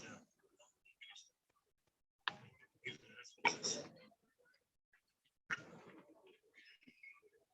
Thank you, Carl. I think mine is through you, Honorable Minister, is only to respond to the question of Madam Chairperson, the Committee of Gender and Social Development. She was asking what exactly the district is doing because the parliament has a law. I think it is very clear, Madam Chairperson, that we cannot have an ordinance when we already have a law passed by parliament. Instead, we are, as a district, writing the same law that was passed by parliament to fight against FGM because we already have that FGM Act to reprimand the victims who are still practicing the act of FGM. With that, I think I want now to take the opportunity to invite Honorable Minister to respond to some of the issues that have been raised. Thank you.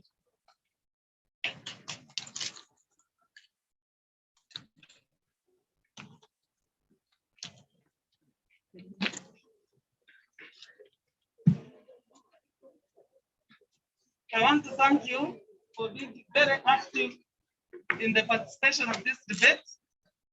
This one debate that would have wanted to spend maybe a day or two discussing, because each one understands it differently, and each one of us can play a role in ending FGM. There were issues that were raised about the school or schools. I don't know whether there is in Parramatta, there are some schools that the government was putting in place. But even if we constructed 3 schools, there would still not be enough. Our desire is to move from here to follow up the law, actually the guidelines of establishing secondary schools, to have a secondary school in every sub-county.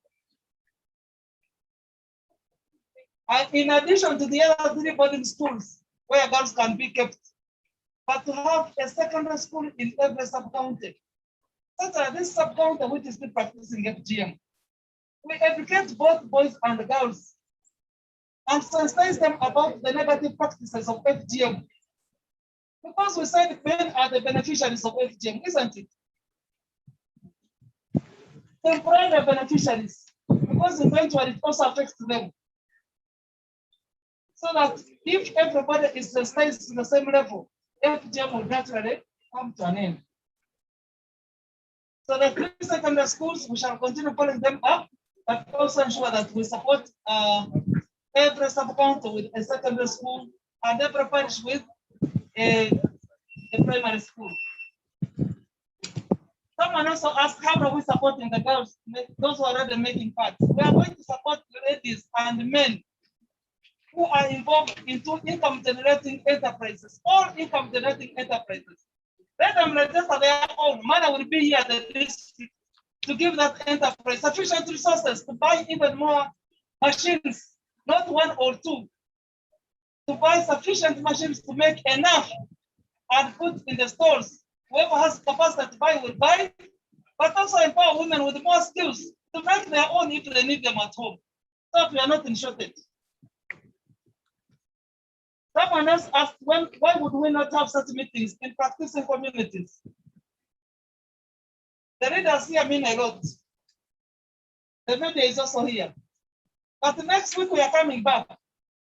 One of the practicing communities.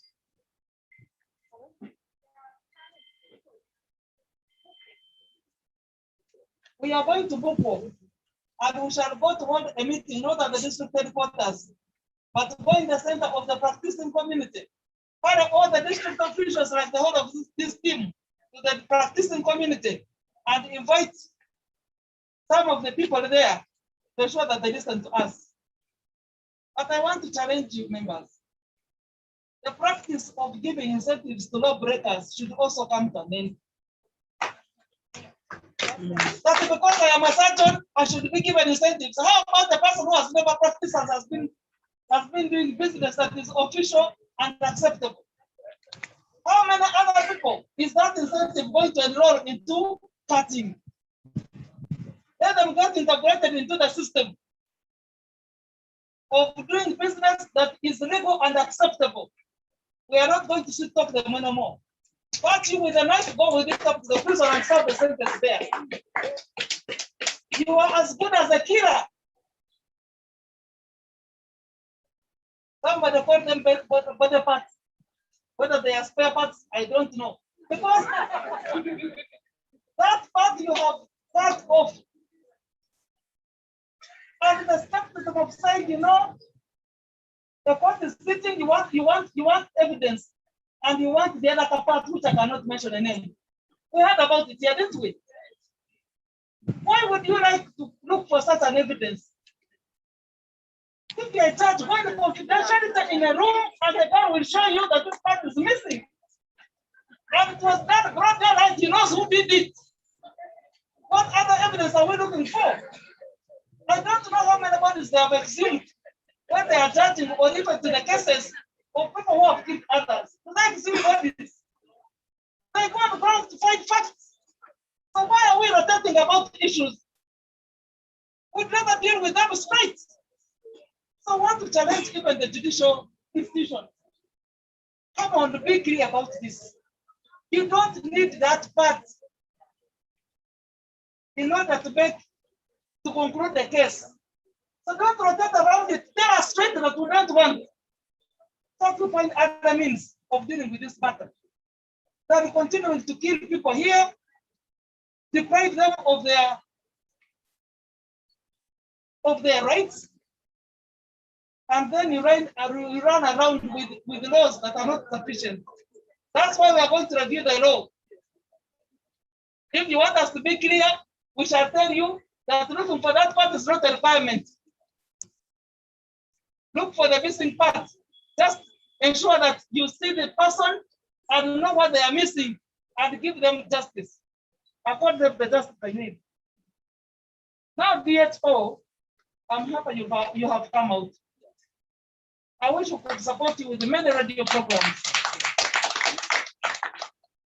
While people are saying that this matter is no longer practiced, even yesterday when we were in the Amadat, the health officer informed us that young girls of about 13, 14 come to the river with fresh scars, meaning that as soon as they were cut, they were married off.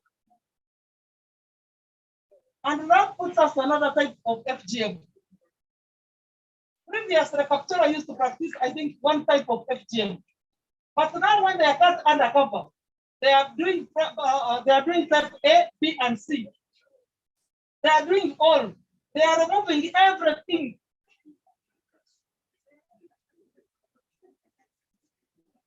The right word is scooping.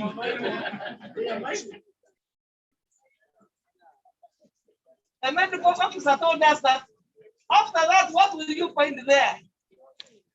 And he's answering that nothing. So sure, why would you ever wish to offer your child to disable her?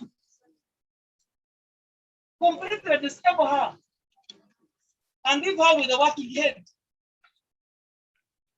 This is the worst form of dehumanization we can talk about in this era. And this practice really should come to an end.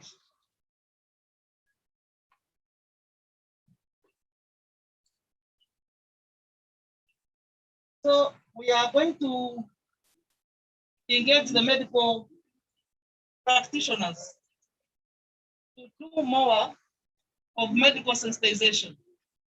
We have been talking about the social, economic, political sensitization, but I think what is really more challenging is the medical sensitization. People should know the details about their body. People should have the right to choose whether to do it or not. And even before they choose to do it, let's sensitize them on the implications of doing it.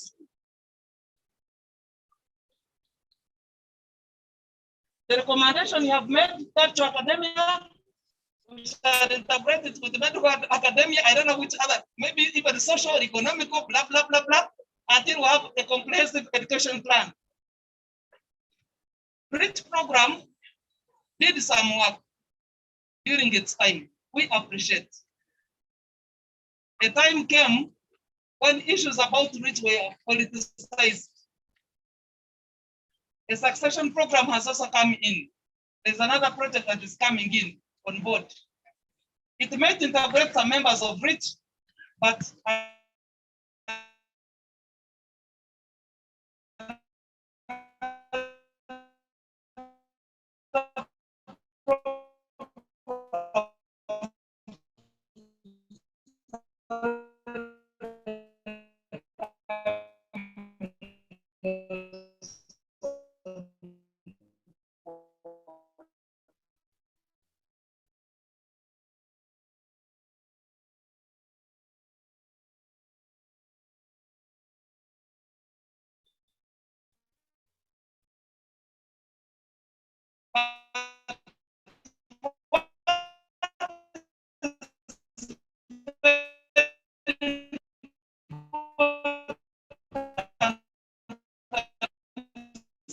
sustainable is not just an NGO. We want Parliament coming specifically to this matter into government. I am really with the members of Parliament. without necessarily the gap and they are monitoring. But they have accepted to come with us because they wanted us to feel the same pain.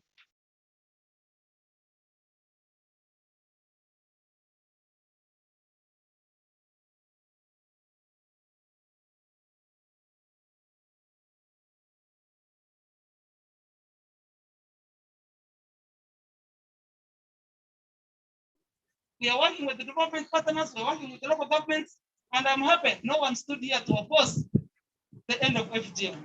Whoever came raised on the microphone, which you freely got, you supported the idea. So what will fail us? So I believe this one is going to come to an end, and I pray that since it is a matter we have all agreed to,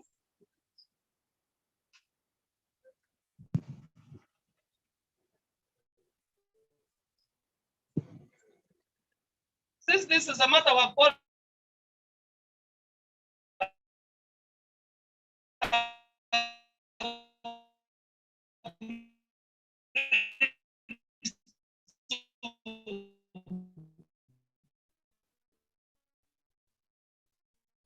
we are going to realign mechanisms to ensure that are facilitated at the district level program to any academic issues that may arise. I would wish to request that we don't spend a lot more time here.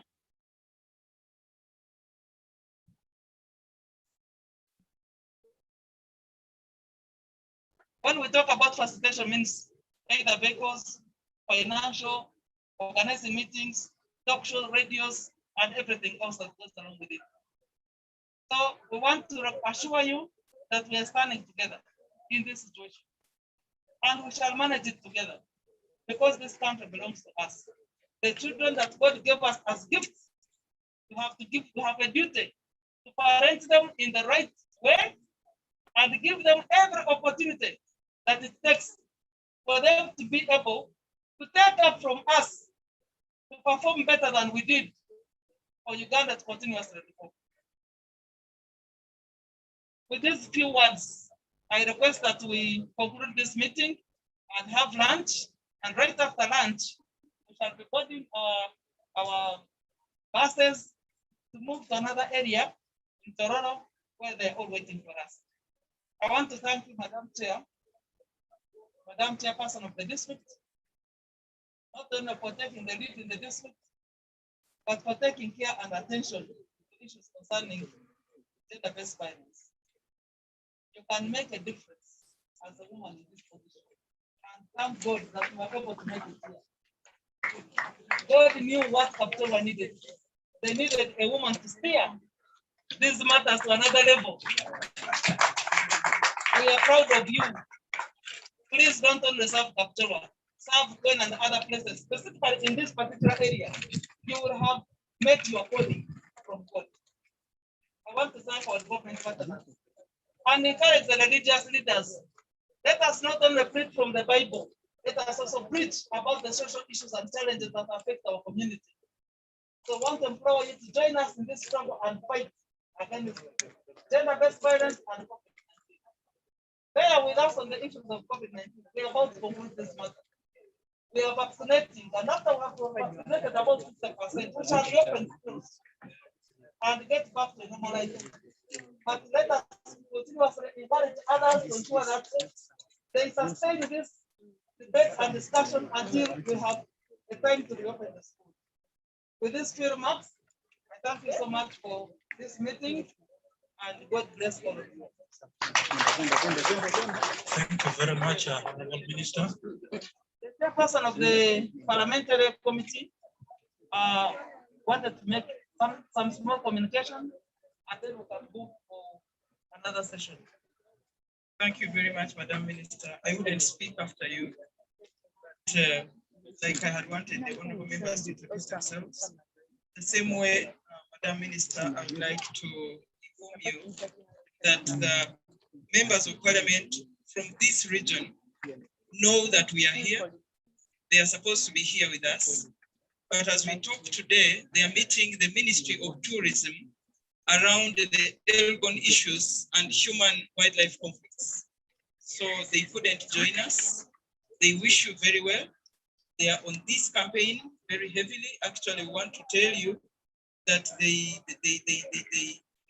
provided for our stay here and that they wanted us to be here for this very cause. They are behind this.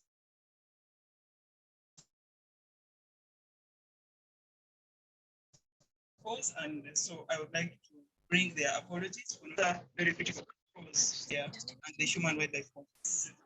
I want to thank you so much.